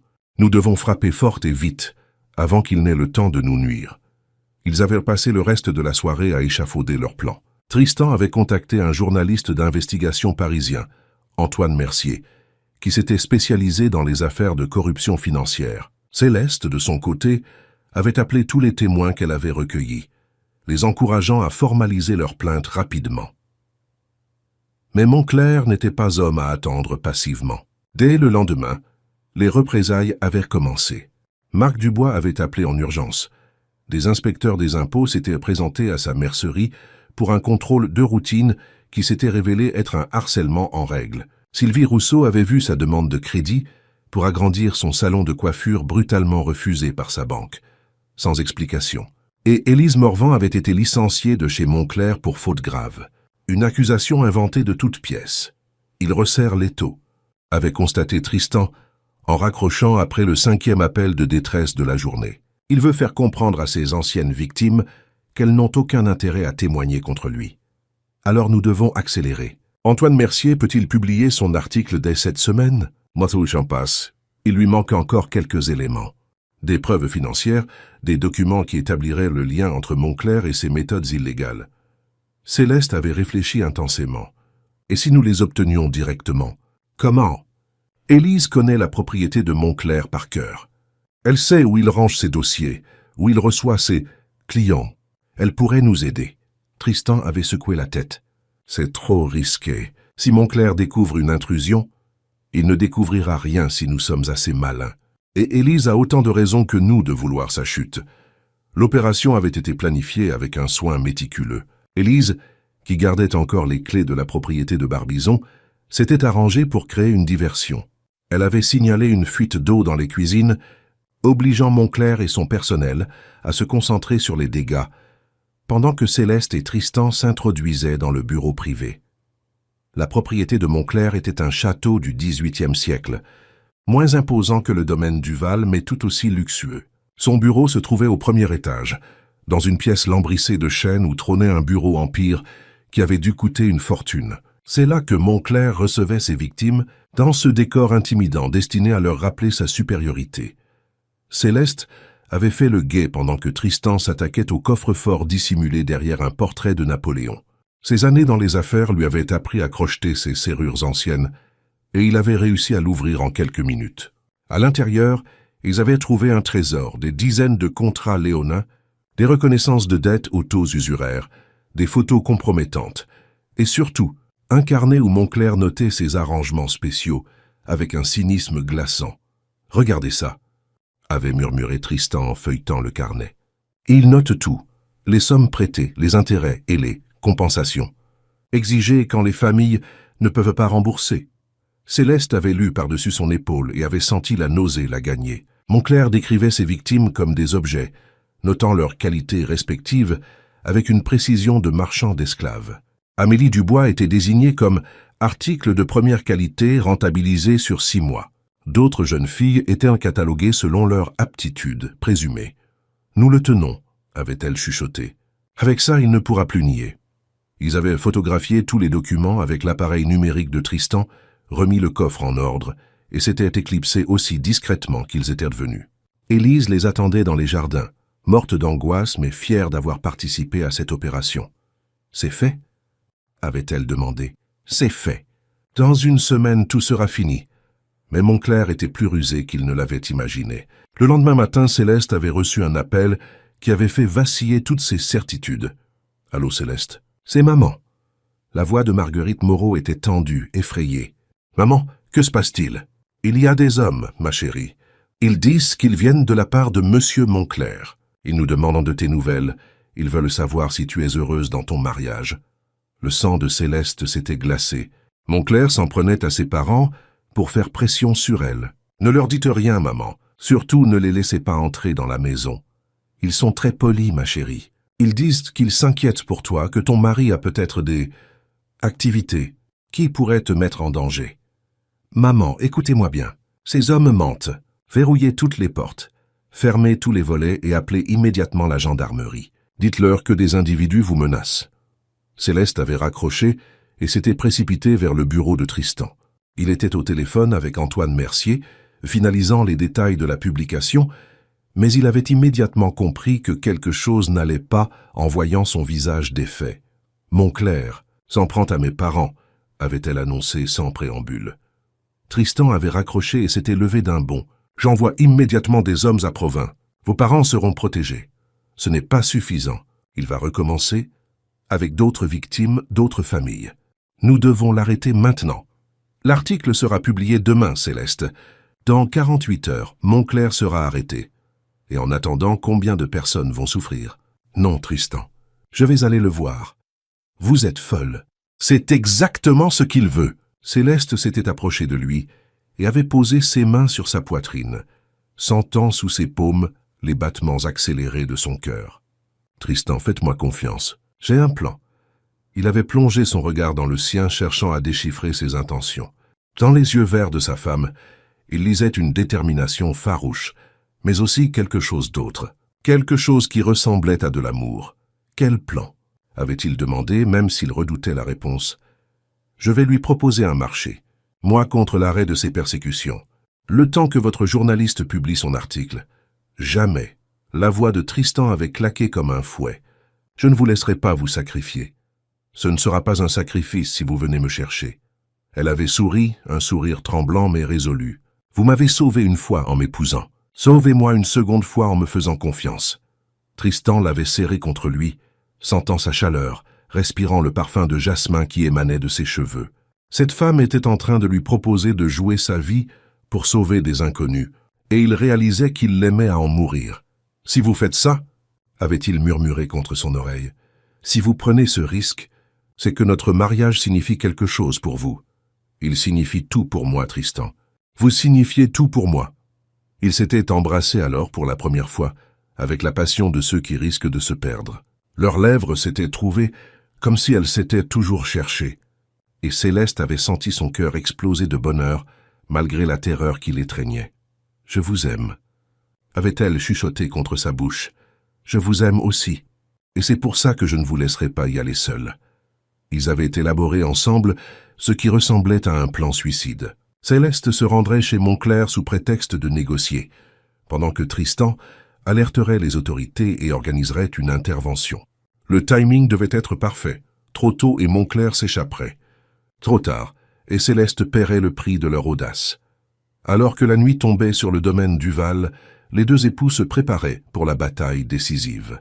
Demain, leur guerre contre Philippe Montclair connaîtrait son dénouement. et leur amour naissant serait mis à l'épreuve du feu. Car dans quelques heures, Céleste Duval pénétrerait dans l'antre du prédateur, armée seulement de son courage et de la certitude que l'homme qu'elle aimait viendrait la chercher. Quoi qu'il lui en coûte, l'aube se levait à peine sur Barbizon quand Céleste descendit de la voiture de Tristan devant la grille de la propriété Montclair. Une brume hivernale flottait encore entre les arbres du parc, donnant au château un aspect fantomatique qui collait parfaitement à l'angoisse qui lui nouait l'estomac. Elle portait un manteau de cachemire noir, et ses cheveux étaient tirés en arrière en un chignon strict qui lui donnait un air déterminé, presque martial. Dans son sac à main, elle avait glissé un petit enregistreur numérique que Tristan lui avait donné, ainsi qu'un téléphone portable dont le numéro était programmé en numérotation rapide. « Vous êtes sûr de vouloir faire ça ?» avait demandé Tristan une dernière fois en lui prenant la main. Plus que jamais. Elle avait serré ses doigts contre les siens, puisant dans cette étreinte la force qui lui manquait. « Dans 2 heures exactement, quoi qu'il arrive, vous venez me chercher. Dans 2 heures exactement. » Il avait porté sa main à ses lèvres et y avait déposé un baiser tendre. « Je vous aime, Céleste Duval. Je vous aime aussi. Tristan Duval. Et c'est pour ça que tout va bien se passer. » Elle était sortie de la voiture sans se retourner, sachant que si elle croisait encore une fois le regard inquiet de son mari, elle perdrait le courage qui l'animait. La grille s'était ouverte automatiquement à son approche, comme si Montclair l'attendait, et elle avait remonté l'allée de gravier d'un pas ferme, malgré les battements désordonnés de son cœur. La façade du château de Barbizon se dressait devant elle, imposante et menaçante dans la lumière grise du petit matin. Contrairement au domaine Duval qui respirait l'élégance moderne, cette demeure conservait tout son aspect médiéval, avec ses tours crénelées, ses fenêtres à meneaux et cette impression générale d'austérité qui semblait refléter l'âme de son propriétaire. Des corbeaux croassaient dans les chênes centenaires, ajoutant une note sinistre à cette atmosphère déjà oppressante. Philippe Montclair l'attendait sur le perron, vêtu d'une robe de chambre de soie bordeaux qui révélait une prestance encore remarquable malgré son âge. Ses cheveux argentés étaient parfaitement coiffés malgré l'heure matinale, et son sourire affichait cette satisfaction du prédateur qui voit sa proie venir d'elle-même, se jeter dans ses filets. « Ma chère comtesse, quelle merveilleuse surprise! Je dois dire que je ne vous attendais pas si tôt. Mais c'est un plaisir de vous recevoir dans ma modeste demeure. Monsieur Montclair. » Céleste avait incliné légèrement la tête, refusant de lui serrer la main. « J'espère que cette visite matinale ne vous dérange pas. Mais nous avons des choses importantes à nous dire. »« Bien sûr, entrez donc. Nous serons plus à l'aise à l'intérieur. » Il l'avait guidé à travers un hall d'entrée aux murs tapissés de portraits d'ancêtres au regard sévère, puis dans un salon tendu de velours rouge sang qui respirait le mauvais goût et l'ostentation. Des meubles dorés à l'excès s'entassaient dans cet espace surchargé, et une cheminée de marbre noir où brûlait un feu vif réchauffait à peine l'atmosphère glaciale qui régnait dans la pièce. « Puis-je vous offrir quelque chose? Un café, du thé, ou peut-être quelque chose de plus fort pour vous donner du courage ?» Cette dernière remarque était clairement une provocation, mais Céleste ne mordit pas à l'hameçon. « Non merci, je ne resterai pas longtemps. Dommage. J'espérais que nous pourrions avoir une longue conversation, apprendre à mieux nous connaître. » Montclair s'était installé dans un fauteuil face à elle, croisant ses jambes avec cette désinvolture calculée des hommes habitués à dominer leurs interlocuteurs. « Mais dites-moi, ma chère, qu'est-ce qui amène la nouvelle comtesse Duval chez un vieil homme comme moi ?» Céleste avait respiré profondément, activant discrètement l'enregistreur dans son sac. « Je crois que vous le savez très bien, monsieur Montclair. Vous vous en prenez à ma famille pour faire pression sur mon mari. »« Moi ? Mais voyons, quelle idée ! J'ai simplement envoyé quelques collaborateurs s'inquiéter de votre bien-être auprès de vos parents. Après tout, votre mariage précipité avec ce mystérieux comte pourrait légitimement susciter des interrogations. » Cessez cette comédie. La voix de Céleste avait claqué dans le salon surchauffé. Nous savons tous les deux qui vous êtes vraiment, et ce que vous faites aux familles de cette région. Le masque de politesse de Montclair était tombé d'un coup, révélant un visage dur et calculateur. Tiens donc, la petite menuisière de Provins aurait-elle grandi? C'est vrai que le mariage avec un homme riche peut transformer une femme. Mon mariage n'a rien à voir là-dedans. J'ai découvert la vérité sur vos méthodes, sur la façon dont vous exploitez la détresse des familles honnêtes. » Montclair s'était levé et avait commencé à arpenter le salon, ses mains jointes dans le dos comme un général préparant une bataille. La vérité? Et quelle vérité, ma chère enfant? Que j'aide des familles en difficulté en leur prêtant de l'argent quand aucune banque ne veut d'elles? Que je leur offre des solutions alternatives quand elles ne peuvent pas rembourser? Vous appelez ça des solutions alternatives? Contraindre des jeunes filles à se prostituer pour effacer les dettes de leur famille? Et prostituer. Quel mot vulgaire! Je préfère parler de services rendus. Ces jeunes femmes découvrent qu'elles ont des talents qu'elles ignoraient, qu'elles sont généreusement rémunérées pour les exercer. La nausée avait saisi Céleste en entendant cette justification ignoble. Cet homme parlait de viol et d'exploitation comme d'une transaction commerciale normale, avec ce cynisme glacé qui caractérise les vrais psychopathes. « Vous êtes un monstre », avait-elle murmuré. « Je suis un homme d'affaires, ma chère. Et vous êtes une marchandise de première qualité qui m'a échappé par malchance. » Il s'était arrêté devant elle, la dominant de sa stature imposante. Mais peut-être n'est-il pas trop tard pour rectifier cette erreur. Céleste s'était levée d'un bond, reculant vers la porte. « Qu'est-ce que vous voulez dire? Je veux dire que votre cher mari s'amuse à racheter mes créances et à détourner mes clientes de leurs obligations. Cela représente un manque à gagner considérable que quelqu'un doit compenser. Et vous pensez que je pense que vous allez m'aider à récupérer ce que votre époux me fait perdre. Sinon, vos parents vont connaître des difficultés terribles, des cambriolages, des accidents, des ennuis de santé. La vie peut être si fragile quand on a plus de 60 ans. La menace était claire et Céleste avait senti le piège se refermer sur elle. Montclair avait orchestré cette rencontre pour la prendre en otage, utilisant l'amour filial comme une chaîne pour l'attacher à ses desseins pervers. « Vous n'oserez pas », avait-elle dit, mais sa voix tremblait. « Oh, ma chère, vous me connaissez mal. J'ai déjà osé bien pire. » Il s'était approché encore et elle avait senti son parfum lourd et écœurant. « Tenez, par exemple, cette charmante Amélie Dubois dont nous avons parlé hier. Savez-vous pourquoi elle est restée 6 mois chez moi ?» Céleste avait secoué la tête, redoutant ce qu'elle allait entendre. Parce qu'au début, elle refusait de coopérer. Alors j'ai dû l'éduquer, lui apprendre les bonnes manières, la dresser comme on dresse un animal récalcitrant. Cela a pris du temps, mais le résultat était remarquable. Une fois qu'elle a compris son intérêt, elle est devenue très docile. Les mots de Montclair étaient comme autant de coups de poignard dans le cœur de Céleste. Cette pauvre Amélie avait été torturée, violée, brisée psychologiquement, jusqu'à ce qu'elle accepte l'inacceptable. Et lui racontait cela avec la même désinvolture qu'il aurait parlé du dressage d'un cheval. Mais vous, ma chère Céleste, vous avez l'avantage d'être plus intelligente qu'Amélie. Je suis sûr que vous comprendrez rapidement les règles du jeu. C'est à ce moment que Céleste avait réalisé qu'elle était allée trop loin. Montclair ne la laisserait jamais repartir, maintenant qu'elle avait entendu ses aveux. Il la garderait prisonnière, l'utiliserait pour faire pression sur Tristan, et probablement bien pire encore. Elle avait jeté un coup d'œil à sa montre. Il ne s'était écoulé qu'1 heure depuis son arrivée. Tristan ne viendrait pas la chercher avant encore 60 minutes. Je vois dans vos yeux que vous commencez à comprendre votre situation, avait poursuivi Montclair avec satisfaction. Vous êtes ici, seul, sans protection, entièrement à ma merci. Votre mari ne sait même pas où vous êtes exactement. Il le sait, avait menti Céleste. Et si je ne suis pas de retour dans 1 heure, il viendra avec la police. Montclair avait éclaté de rire. La police? Ma pauvre enfant, vous croyez vraiment que les autorités locales vont s'en prendre à Philippe Montclair, le bienfaiteur de la région? J'ai financé la campagne de la moitié des élus du département. Je suis membre d'honneur de toutes les associations caritatives. Qui croira les élucubrations d'une petite comtesse arriviste contre ma parole?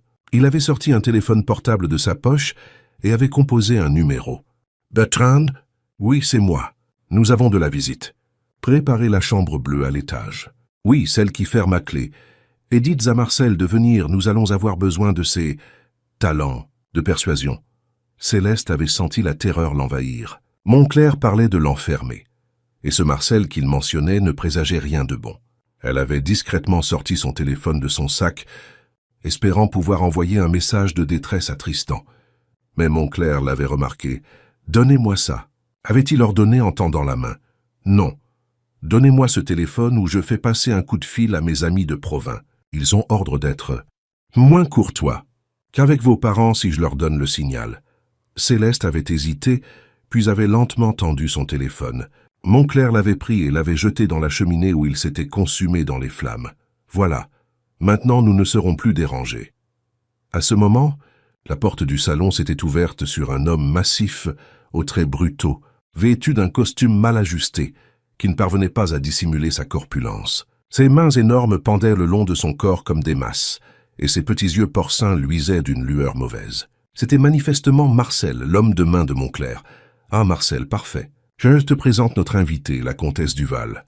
Elle va séjourner quelque temps chez nous. » Marcel avait hoché la tête sans dire un mot, mais son regard avait détaillé Céleste de façon si explicite qu'elle en avait frissonné de dégoût. Cet homme était un violeur, elle en était certaine, et Montclair l'utilisait pour briser la résistance de ses victimes. « Montez-la dans la chambre bleue », avait ordonné Montclair, « et assurez-vous qu'elle s'y trouve bien. Si elle a besoin de quoi que ce soit, n'hésitez pas à la servir. » Le sous-entendu était clair, et Marcel avait eu un sourire qui avait révélé des dents jaunies par le tabac. Il s'était approché de Céleste qui avait reculé jusqu'au mur, cherchant désespérément une issue. « Allons-y, madame la comtesse », avait-il dit d'une voix rauque. « Faut pas faire attendre monsieur Montclair. » C'est à ce moment précis que les vitres du salon avaient explosé dans un fracas assourdissant. Des hommes en noir avaient déferlé par les fenêtres, tandis que la porte d'entrée explosait sous les coups de bélier. Tristan était entré en trombe, flanqué de plusieurs policiers en tenue d'intervention, et son regard avait immédiatement trouvé celui de Céleste. Céleste. Marcel avait tenté de la saisir pour s'en servir comme bouclier humain, mais Tristan avait été plus rapide. Il s'était jeté sur le colosse avec une violence sauvage, le percutant de plein fouet, et l'envoyant s'écraser contre un meuble doré qui s'était brisé sous l'impact. Les deux hommes avaient roulé au sol dans une mêlée brutale, échangeant des coups avec une férocité animale. Montclair, lui, avait tenté de s'échapper par une porte dérobée, mais les policiers l'avaient rapidement cerné. « Philippe Montclair, vous êtes en état d'arrestation pour usure, chantage, proxénétisme et complicité de viol. Vous avez le droit de garder le silence. C'est un scandale !» avait hurlé Montclair en se débattant. « Vous n'avez aucune preuve. Je suis un notable respecté, un philanthrope reconnu. Mais les preuves, justement, Antoine Mercier venait de les publier dans son journal. L'article était sorti en urgence 1 heure plus tôt, accompagné des photos des documents trouvés dans le coffre de Montclair. Le scandale déferlait déjà sur la région, et d'autres arrestations étaient en cours chez ses complices. Tristan avait finalement maîtrisé Marcel en lui assénant un coup de poing qui l'avait assommé net. Il s'était relevé, le visage ensanglanté par les coups reçus, et s'était précipité vers Céleste qui tremblait contre le mur. « Ma chérie, est-ce que ça va ? Il ne vous a pas fait de mal. »« Non, non, ça va. » Elle s'était jetée dans ses bras, sanglotant de soulagement. « Comment avez-vous su ? Vous n'étiez pas censé venir avant 1 heure. J'ai appelé Élise pour avoir des nouvelles. Elle m'a dit qu'elle avait vu arriver Marcel chez Montclair ce matin. J'ai compris que c'était un piège, et j'ai alerté immédiatement la police. Il la serrait contre lui comme s'il ne voulait plus jamais la lâcher, respirant son parfum, s'assurant qu'elle était bien réelle et vivante entre ses bras. « J'ai eu si peur de vous perdre, Céleste. »« Si peur, je suis là, » avait-elle murmuré contre son cou. « Je suis là et je vous aime. » Autour d'eux, les policiers terminaient leur travail. Montclair et Marcel étaient menottés et emmenés vers les voitures de police sous les regards curieux des habitants de Barbizon qui s'étaient rassemblés devant la propriété. La nouvelle de l'arrestation du philanthrope se répandait déjà comme une traînée de poudre, et les langues se déliaient enfin. Le commissaire Dubois, un homonyme de la famille de Mercier qui avait été victime de Montclair, s'était approché de Tristan et Céleste. « Nous aurons besoin de vos témoignages, mais cela peut attendre. Madame la comtesse a besoin de repos après cette épreuve. »« Merci, commissaire. Nous passerons au commissariat demain matin. » En sortant du château de Barbizon, Céleste avait jeté un dernier regard à cette demeure sinistre qui avait été le théâtre de tant de souffrances. Mais maintenant, Montclair ne pourrait plus nuire à personne. Son réseau était démantelé, ses complices arrêtés, et ses victimes allaient enfin pouvoir témoigner sans crainte. Sur le chemin du retour vers le domaine Duval, Tristan conduisait en silence, tenant la main de Céleste posée sur le levier de vitesse. Ils avaient tant à se dire, tant d'émotions à évacuer, mais les mots semblaient insuffisants après ce qu'ils venaient de vivre. « Tristan » avait finalement murmuré Céleste. « Oui, notre contrat de mariage. Toutes ces clauses sur l'absence d'intimité. » Il avait souri, comprenant où elle voulait en venir. « Qu'est-ce que vous êtes en train de me proposer, Madame Duval ?»« Je propose que nous rédigions un nouveau contrat. Un contrat d'amour cette fois. » Tristan avait arrêté la voiture sur le bas-côté et s'était tourné vers elle. Dans ses yeux verts, il lisait tout l'amour du monde, cette passion qu'elle ne cherchait plus à dissimuler. Un contrat d'amour. Et quelles seraient les clauses de ce nouveau contrat? Clause première. Nous nous aimons sans condition ni restriction. Clause seconde. Nous nous faisons confiance en toutes circonstances. Clause troisième. Nous construisons ensemble un avenir où personne ne sera plus jamais victime d'hommes comme Montclair. Il l'avait embrassée alors, longuement, passionnément, scellant ce nouveau pacte, par un baiser qui effaçait toutes les peurs, toutes les incertitudes. Quand leurs lèvres s'étaient séparées, ils souriaient tous les deux. Marché conclu, ma chérie, marché conclu. Le soir même, dans le grand salon du domaine Duval, ils avaient reçu les appels de toutes les familles qu'ils avaient aidées. Marc et Sylvie Dubois pleuraient de joie au téléphone, enfin libérés du cauchemar qui hantait leur nuit. Les Rousseau de Meaux annonçaient qu'ils allaient rouvrir leur commerce en grand. Les Martin de Provins avaient déjà commencé les démarches pour récupérer leur maison familiale. Et surtout, Amélie Dubois avait appelé depuis Paris. Pour la première fois depuis des mois, sa voix avait retrouvé une inflexion joyeuse. « Madame la comtesse, je ne sais pas comment vous remercier. Grâce à vous, je vais pouvoir enfin tourner la page et recommencer à vivre. » Céleste avait pleuré en raccrochant. Ses larmes de bonheur pour toutes ces familles qui allaient pouvoir se reconstruire, pour toutes ces jeunes femmes qui allaient retrouver leur dignité. Cette nuit-là, pour la première fois depuis leur mariage, Tristan avait frappé à la porte de la chambre de Céleste. Elle l'avait accueillie en robe de chambre de soie, les cheveux dénoués sur ses épaules, et elle était plus belle que jamais dans la lumière douce des bougies qu'elle avait allumées.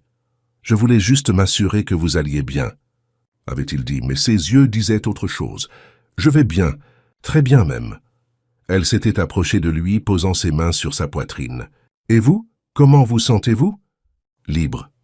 Pour la première fois depuis la mort de mon père, je me sens libre. » Il l'avait prise dans ses bras, la soulevant de terre, et l'avait portée jusqu'au lit, où ils s'étaient allongés enlacés, se contentant de se tenir serrés l'un contre l'autre, savourant cette intimité nouvelle.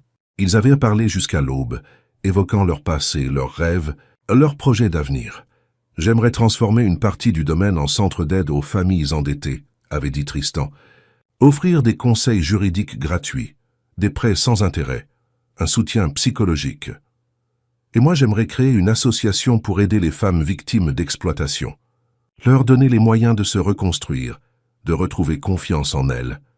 Nous ferons tout cela ensemble, » avait-il promis en caressant ses cheveux. « Nous avons gagné le droit de vivre selon nos convictions. » Au petit matin, quand les premiers rayons du soleil avaient caressé leur visage, Céleste et Tristan Duval savaient que leur véritable histoire ne faisait que commencer. Ils s'étaient mariés par nécessité, avaient appris à se connaître par obligation, mais ils avaient fini par s'aimer par choix.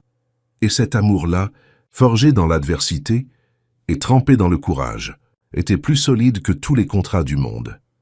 Quelques semaines plus tard, le procès de Philippe Montclair s'ouvrait dans un climat de grande tension médiatique. L'homme qui avait été adulé comme un bienfaiteur se retrouvait face à ses victimes, contraint d'écouter leurs témoignages accablants. Céleste et Tristan étaient au premier rang, tenant la main des familles qu'ils avaient sauvées.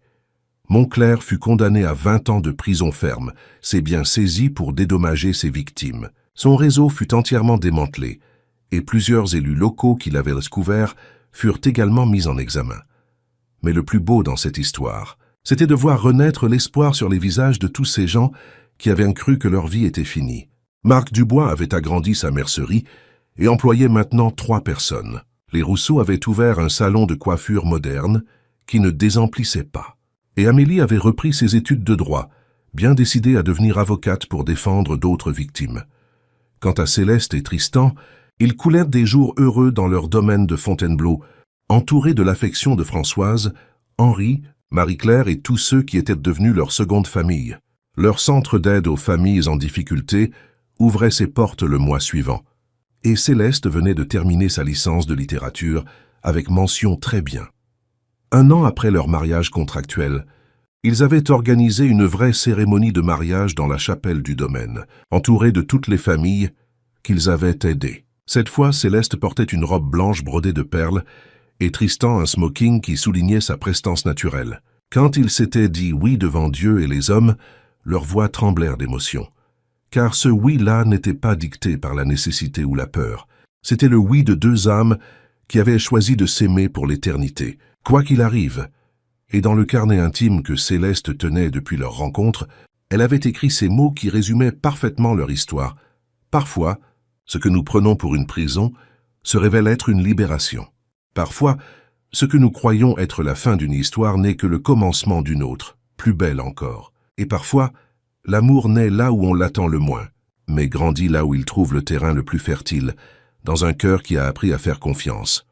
Leur conte de fées moderne se poursuivrait bien au-delà de cette histoire, mais déjà ils savaient qu'ils avaient trouvé le plus précieux de tous les trésors, un amour authentique, né de l'adversité et fortifié par l'épreuve.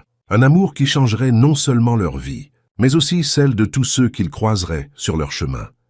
3 mois après l'arrestation de Philippe Moncler, le domaine Duval avait retrouvé une sérénité que Céleste n'avait jamais connue depuis son arrivée.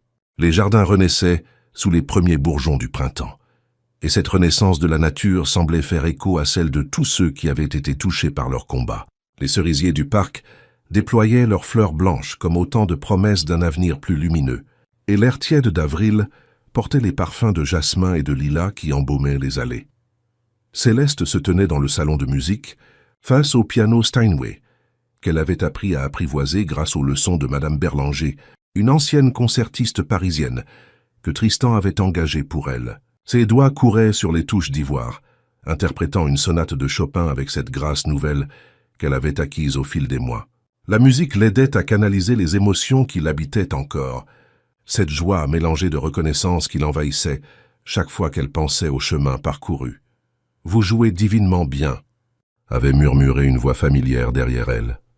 Céleste s'était retournée pour découvrir Tristan, appuyé contre l'embrasure de la porte, vêtu d'un simple pull de cachemire gris et d'un pantalon de toile qui lui donnait un air décontracté qu'elle adorait. Il était rentré plus tôt que prévu de Paris, où il s'était rendu pour finaliser les derniers détails de leur centre d'aide aux familles en difficulté.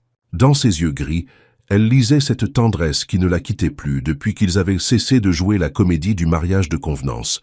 « Vous m'avez manqué », avait-elle dit en se levant du tabouret de piano. « Vous aussi. » Il s'était approché et l'avait prise dans ses bras, respirant le parfum de ses cheveux qu'elle portait maintenant détachés quand ils étaient seuls. « J'ai de bonnes nouvelles à vous annoncer. »« Lesquelles ?»« Le centre ouvre officiellement la semaine prochaine. Nous avons déjà 23 familles inscrites pour des consultations. Et Maître Rousselin a accepté de diriger le service juridique bénévolement. » Céleste avait souri, émue par cette concrétisation de leurs rêves. Paul Rousselin était l'avocat qui avait défendu les victimes de Moncler lors du procès. Un homme intègre qui avait été bouleversé par les témoignages qu'il avait entendus et qui avait décidé de consacrer une partie de son temps à aider d'autres familles. « Et ce n'est pas tout, » avait continué Tristan. « J'ai également une surprise pour vous. » Il avait sorti de sa poche une enveloppe de papier vélin qu'il lui avait tendue avec cette expression mystérieuse qu'elle apprenait à connaître. Céleste avait décacheté l'enveloppe et en avait extrait une lettre officielle qui l'avait fait vaciller d'émotion. « Votre candidature à la Sorbonne en master de littérature comparée a été acceptée. » Avait lu Tristan par-dessus son épaule. « Mention très bien pour votre licence. Recommandation exceptionnelle de vos professeurs. Madame Duval, vous allez étudier dans la plus prestigieuse université de France. » Céleste s'était jetée à son cou, les larmes aux yeux. Depuis leur mariage, elle avait continué ses études par correspondance tout en s'occupant de leur mission caritative, mais elle n'avait jamais osé rêver d'intégrer la Sorbonne.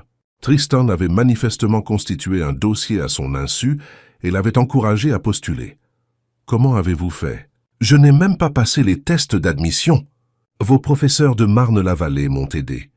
Ils ont témoigné de vos capacités exceptionnelles, et votre mémoire sur les héroïnes de la littérature du XIXe siècle a impressionné le jury. Vous commencez en septembre. » Cette nouvelle avait transformé Céleste en petite fille émerveillée. Elle qui était arrivée au domaine en se sentant diminuée, rabaissée au rang d'objet d'échange, découvrait qu'elle avait un avenir brillant devant elle. Tristan n'avait pas seulement sauvé sa famille des griffes de Montclair, il avait également révélé ses propres talents et l'avait encouragé à les développer. « Mais Paris, c'est loin de Fontainebleau », avait-elle murmuré soudain, réalisant les implications pratiques. 45 minutes en train. Nous avons aussi un appartement avenue Foch, si vous préférez. Ou bien nous pouvons déménager complètement à Paris, si c'est votre souhait. L'idée que Tristan soit prêt à bouleverser sa vie pour ses études l'avait touché au cœur. Non, je veux rester ici. Ce domaine, c'est notre maison. C'est ici que nous avons appris à nous aimer. C'est ici que nous construisons notre œuvre. Il l'avait embrassée tendrement, et dans ce baiser, Céleste avait senti toute la promesse d'un avenir partagé. Leurs lèvres s'étaient trouvées avec cette passion qui n'avait cessé de grandir depuis leur première vraie nuit ensemble, 3 mois plus tôt. Entre eux, l'intimité physique s'était développée naturellement, sans précipitation, dans le respect mutuel et l'amour véritable. « J'ai encore une surprise », avait murmuré Tristan contre ses lèvres. Une autre ? Venez. Il l'avait prise par la main et l'avait guidée à travers les couloirs du domaine, jusqu'à une aile qu'elle connaissait mal, celle qui abritait les anciens appartements de service. Devant une porte qu'elle n'avait jamais vue ouverte, il s'était arrêté et lui avait bandé les yeux avec son écharpe de soie. « Tristan, qu'est-ce que vous fabriquez ?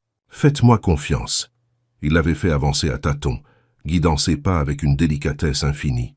Quand il avait retiré l'écharpe, Céleste avait découvert la plus belle bibliothèque qu'elle ait jamais vue.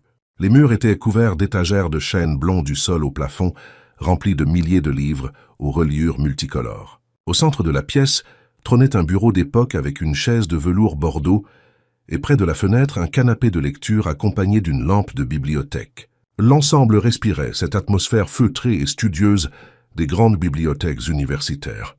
« C'est pour moi », avait-elle balbutié. « Votre bureau personnel, pour vos études, pour vos futurs livres, car j'espère que vous écrirez, Céleste. Vous avez tant d'histoires à raconter. » Elle avait parcouru la pièce comme dans un rêve, caressant les tranches dorées des livres, découvrant des éditions rares de ses auteurs préférés.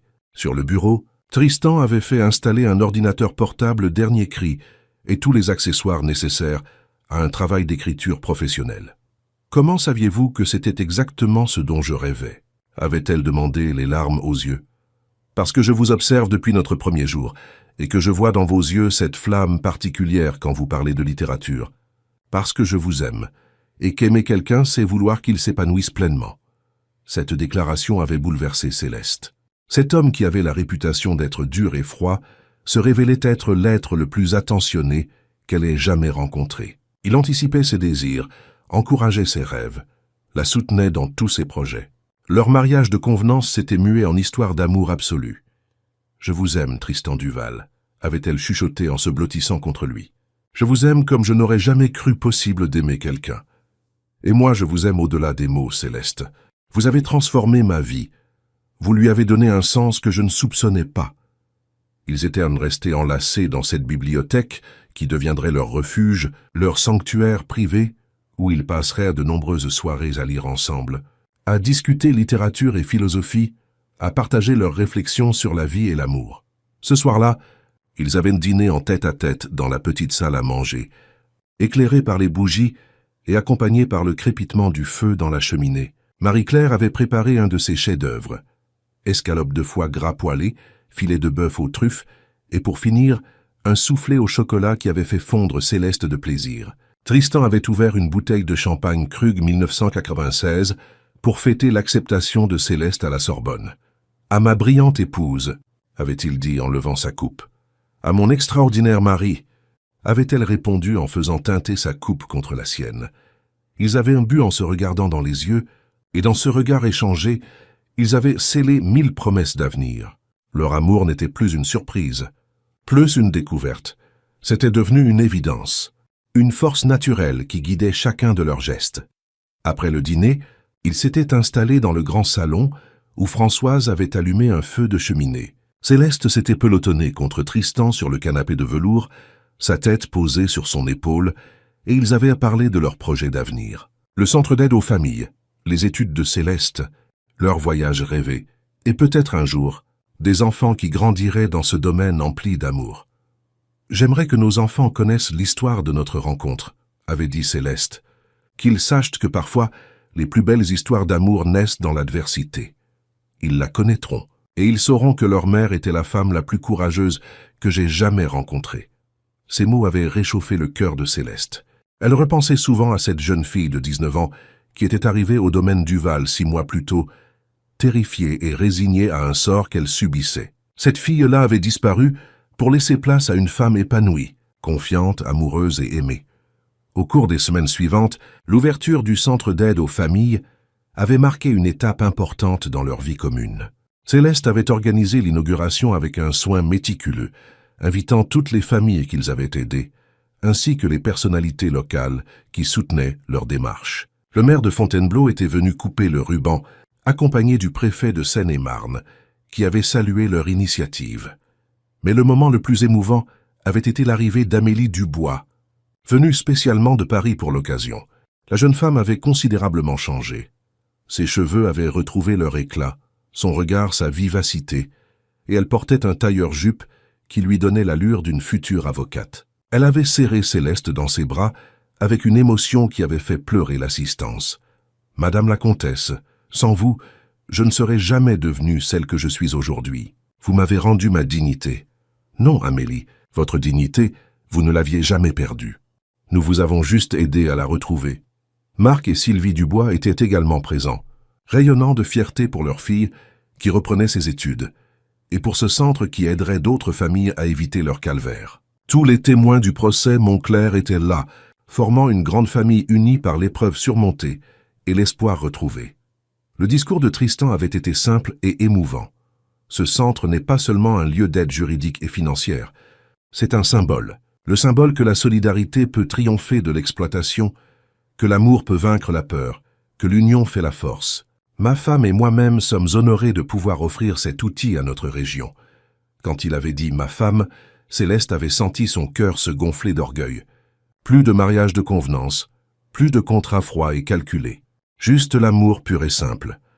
Les mois d'été avaient filé dans une douce tranquillité. Céleste préparait sa rentrée à la Sorbonne en septembre, dévorant les ouvrages de sa nouvelle bibliothèque et rédigeant des nouvelles qu'elle espérait un jour publier. Tristan supervisait le fonctionnement du centre qui ne désemplissait pas, recevant chaque semaine de nouvelles familles en détresse.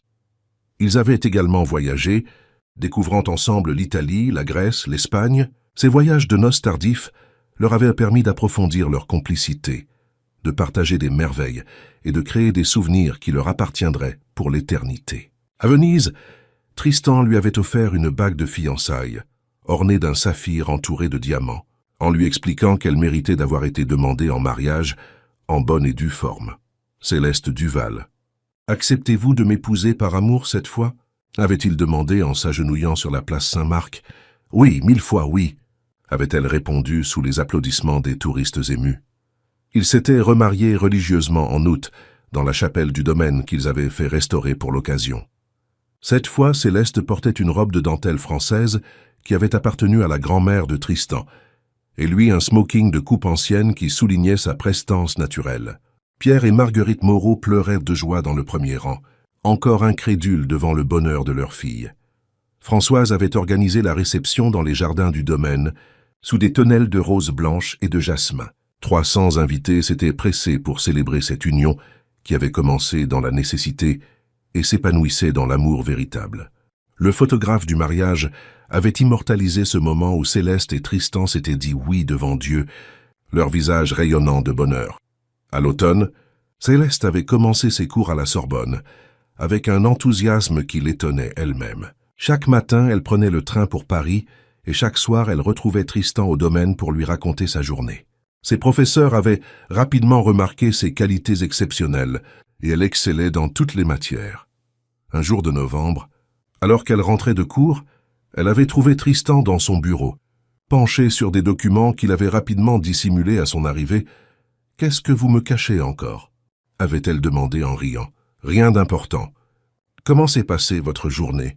Mais Céleste le connaissait maintenant assez pour déceler ses petits mensonges. « Tristan Duval, vous préparez encore une surprise, à vous. » Il avait soupiré avec fausse exaspération. « Vous me connaissez trop bien, Madame Duval. Très bien, je capitule. » Il avait sorti les documents de son tiroir et les avait étalés sur le bureau. C'étaient les plans d'une école primaire et maternelle, avec des salles de classe modernes, une bibliothèque, un réfectoire, une cour de récréation. Une école, avait murmuré Céleste. Une école gratuite pour les enfants des familles que nous aidons. Trop d'entre eux sont déscolarisés ou mal scolarisés à cause des difficultés de leurs parents. J'ai pensé que nous pourrions créer un établissement d'excellence qui leur donnerait toutes les chances de réussir. Céleste avait contemplé les plans avec émerveillement. Cette école serait construite sur une parcelle du domaine, près du centre, d'aide aux familles, créant un véritable pôle de solidarité et d'entraide. Et vous comptez faire ça quand? Le permis de construire est déjà accordé. Les travaux commencent au printemps. L'école ouvrira ses portes l'année prochaine. Une fois de plus, Tristan l'épatait par sa générosité et sa vision à long terme. Cet homme ne se contentait pas d'aider ponctuellement les familles en difficulté. Il construisait un véritable écosystème de solidarité qui perdurerait bien après eux. « Comment fait-on pour financer tout ça ?» avait-elle demandé, pratique. « Les revenus de mes entreprises suffisent largement. Et puis, nous avons reçu de nombreux dons depuis l'affaire Montclair. Beaucoup de gens veulent contribuer à notre action. » C'était vrai. Depuis le procès, qui avait défrayé la chronique nationale, des personnalités, des entreprises, des particuliers envoyaient régulièrement des chèques au centre. L'histoire de Céleste et Tristan était devenue un symbole d'espoir qui inspirait les bonnes volontés. L'hiver avait apporté son lot de moments précieux. Les soirées au coin du feu, les longues discussions dans la bibliothèque, les promenades dans le parc enneigé.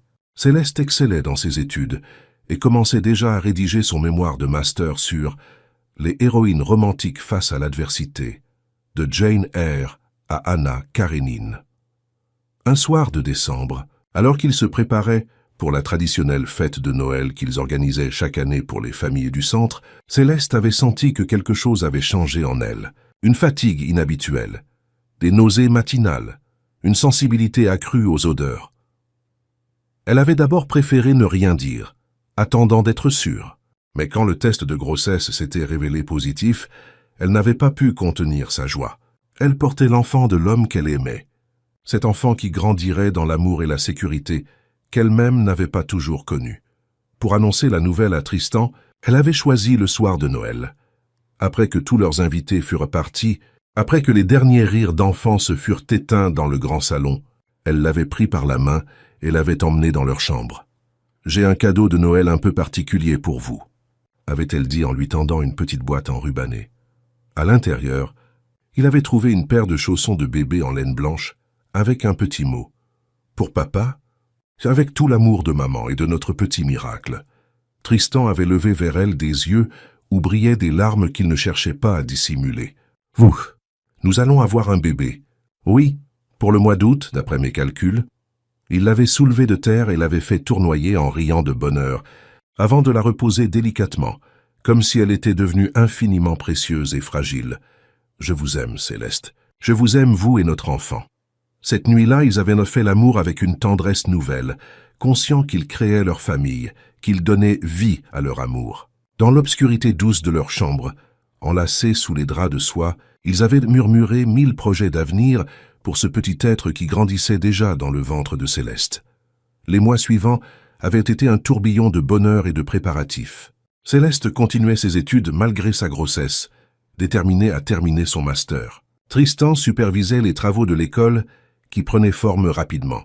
Et tous deux préparaient avec amour la nurserie dans l'ancienne chambre d'amis, entre leurs deux suites.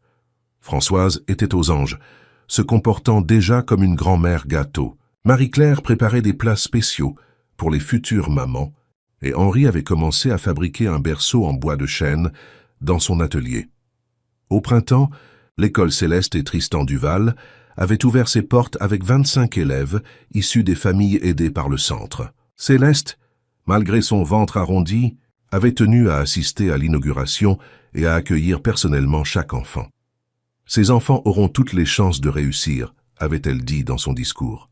« Ils grandiront en sachant que leur origine sociale ne détermine pas leur avenir, que l'amour et l'éducation peuvent triompher de toutes les difficultés. » En août, par une chaude nuit d'été, Céleste avait donné naissance à une petite fille, aux cheveux noirs et aux yeux gris de son père.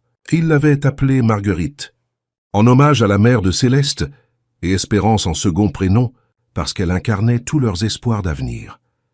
Quand Tristan avait pris sa fille dans ses bras pour la première fois, Céleste avait vu sur son visage une émotion qu'elle ne lui connaissait pas. Cet homme dur et froid que tout le monde craignait fondait littéralement devant ce petit être de 3 kilos qui le regardait avec des yeux curieux.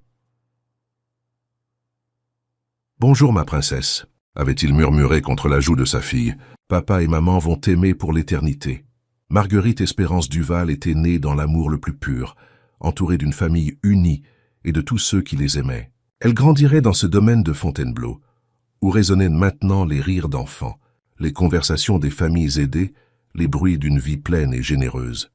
Un an plus tard, alors que Céleste berçait sa fille dans le grand salon, en regardant par la fenêtre les jardins où jouaient les enfants de l'école, elle repensait au chemin parcouru. 2 ans plus tôt, elle était une jeune fille terrifiée qu'on livrait à un inconnu pour payer une dette. Aujourd'hui, elle était une femme épanouie, une mère comblée, une épouse aimée et aimante. Tristan était entré dans le salon à ce moment-là, de retour d'une réunion avec les responsables de leur fondation qui aidait maintenant des centaines de familles dans toute la France. Il s'était assis à côté d'elle et avait embrassé le front de leur fille qui s'endormait dans ses bras. « À quoi pensez-vous, ma chérie ?» avait-il demandé en passant un bras autour de ses épaules. « Je pense que nous avons construit quelque chose de beau ensemble, que notre histoire prouve que l'amour peut naître partout, même dans les circonstances les plus difficiles. Vous avez transformé ma vie, Céleste. Avant vous, j'étais un homme amer qui se battait contre l'injustice par colère. Maintenant, je me bats par amour. Par amour pour vous, pour notre fille, pour toutes ces familles que nous aidons. » Céleste avait posé sa tête contre son épaule, respirant son parfum familier, écoutant les battements réguliers de son cœur. « Nous avons encore tant de choses à accomplir ensemble. Toute une vie, ma chérie. Toute une vie d'amour et de combat juste. » Ce soir-là, après avoir couché Marguerite Espérance dans son berceau sculpté par Henri, ils s'étaient retrouvés dans leur bibliothèque privée. Céleste travaillait sur son premier roman, inspiré de leur histoire mais transposé dans l'Angleterre victorienne. Tristan lisait les dossiers des nouvelles familles qui demandaient l'aide de leur centre. « J'ai une idée », avait dit Céleste en levant les yeux de son manuscrit. « Je vous écoute. Et si nous écrivions ensemble un livre sur notre expérience? Un guide pour les couples qui se marient par arrangement, pour leur montrer qu'on peut transformer une union forcée en amour véritable. » Tristan avait souri. « C'est une excellente idée. Nous pourrions l'intituler « Du contrat à l'amour » ? Parfait. Nous le dédierons à Marguerite Espérance et à toutes les familles qui ont trouvé l'espoir grâce à notre centre. Ils avaient commencé à écrire ensemble cette même nuit, lui racontant sa version des événements, elle la sienne, mêlant leurs voix et leurs émotions pour créer un récit qui aiderait d'autres couples dans leur situation. 5 ans plus tard, Du contrat à l'amour était devenu un best-seller international traduit en 15 langues. Céleste avait obtenu son doctorat en littérature et enseignait maintenant à la Sorbonne tout en continuant d'écrire. Tristan dirigeait un réseau de centres d'aide présents dans toute l'Europe. Ils avaient eu 2 autres enfants, Pierre-Alexandre et Louise-Victoire, qui grandissaient dans l'amour et la joie au domaine de Fontainebleau. L'école comptait maintenant 150 élèves et beaucoup d'entre eux poursuivaient des études brillantes grâce aux bourses créées par la Fondation Duval. Philippe Monclerc était mort en prison, seul et oublié, ses crimes ayant définitivement terni sa réputation. Son réseau avait été entièrement démantelé et de nouvelles lois protégèrent mieux les familles contre l'usure et l'exploitation. Par un beau soir de juin, alors que Céleste et Tristan se promenaient dans leur parc, en regardant leurs enfants jouer avec ceux de leurs amis, ils s'étaient arrêtés près de la roseraie qu'ils avaient planté ensemble pour leur 10e anniversaire de mariage. « Regrettez-vous parfois notre vie d'avant » avait demandé Céleste. « Quelle vie d'avant » ? « Ma vie a commencé le jour où vous avez franchi le seuil de ce domaine avec votre contrat sous le bras. Même nos débuts difficiles, surtout nos débuts difficiles, ils nous ont appris que l'amour véritable se mérite, se construit, se fortifie dans l'épreuve. Nous ne serions pas les mêmes si nous nous étions rencontrés dans un salon parisien. » Céleste avait souri, caressant machinalement son ventre où grandissait leur 4e enfant, une surprise merveilleuse qu'ils avaient redécouverte le mois précédent. « Je vous aime, Tristan Duval. Je vous aime pour l'homme que vous étiez, pour celui que vous êtes devenu grâce à nous, et pour celui que vous serez encore. » Et moi je vous aime, Céleste Duval, pour avoir transformé un contrat de mariage en chef-d'œuvre d'amour. Ils s'étaient embrassés sous les roses blanches que Tristan avait fait planter en l'honneur de leur amour, entourés par les rires de leurs enfants et de tous ceux qui avaient trouvé refuge et espoir grâce à leur action. Leur histoire, commencée dans la contrainte et l'adversité, s'épanouissait maintenant dans la plénitude et la sérénité. Ils avaient prouvé que l'amour peut naître partout, grandir malgré tout, et transformer les vies les plus brisées en symphonies de bonheur. Car au final, Céleste et Tristan Duval avaient découvert la plus belle des vérités. Que l'amour véritable ne se décrète pas dans un contrat, mais se révèle dans les actes quotidiens, se fortifie dans les épreuves partagées et s'épanouit dans la construction commune d'un avenir meilleur. Leur conte de fées moderne continuait jour après jour dans la joie simple d'une famille unie et l'accomplissement d'une mission qui donnait un sens à leur existence. Et quelque part dans les étoiles, leurs destins entremêlés brillaient comme un phare d'espoir pour tous ceux qui cherchent encore leur chemin vers l'amour.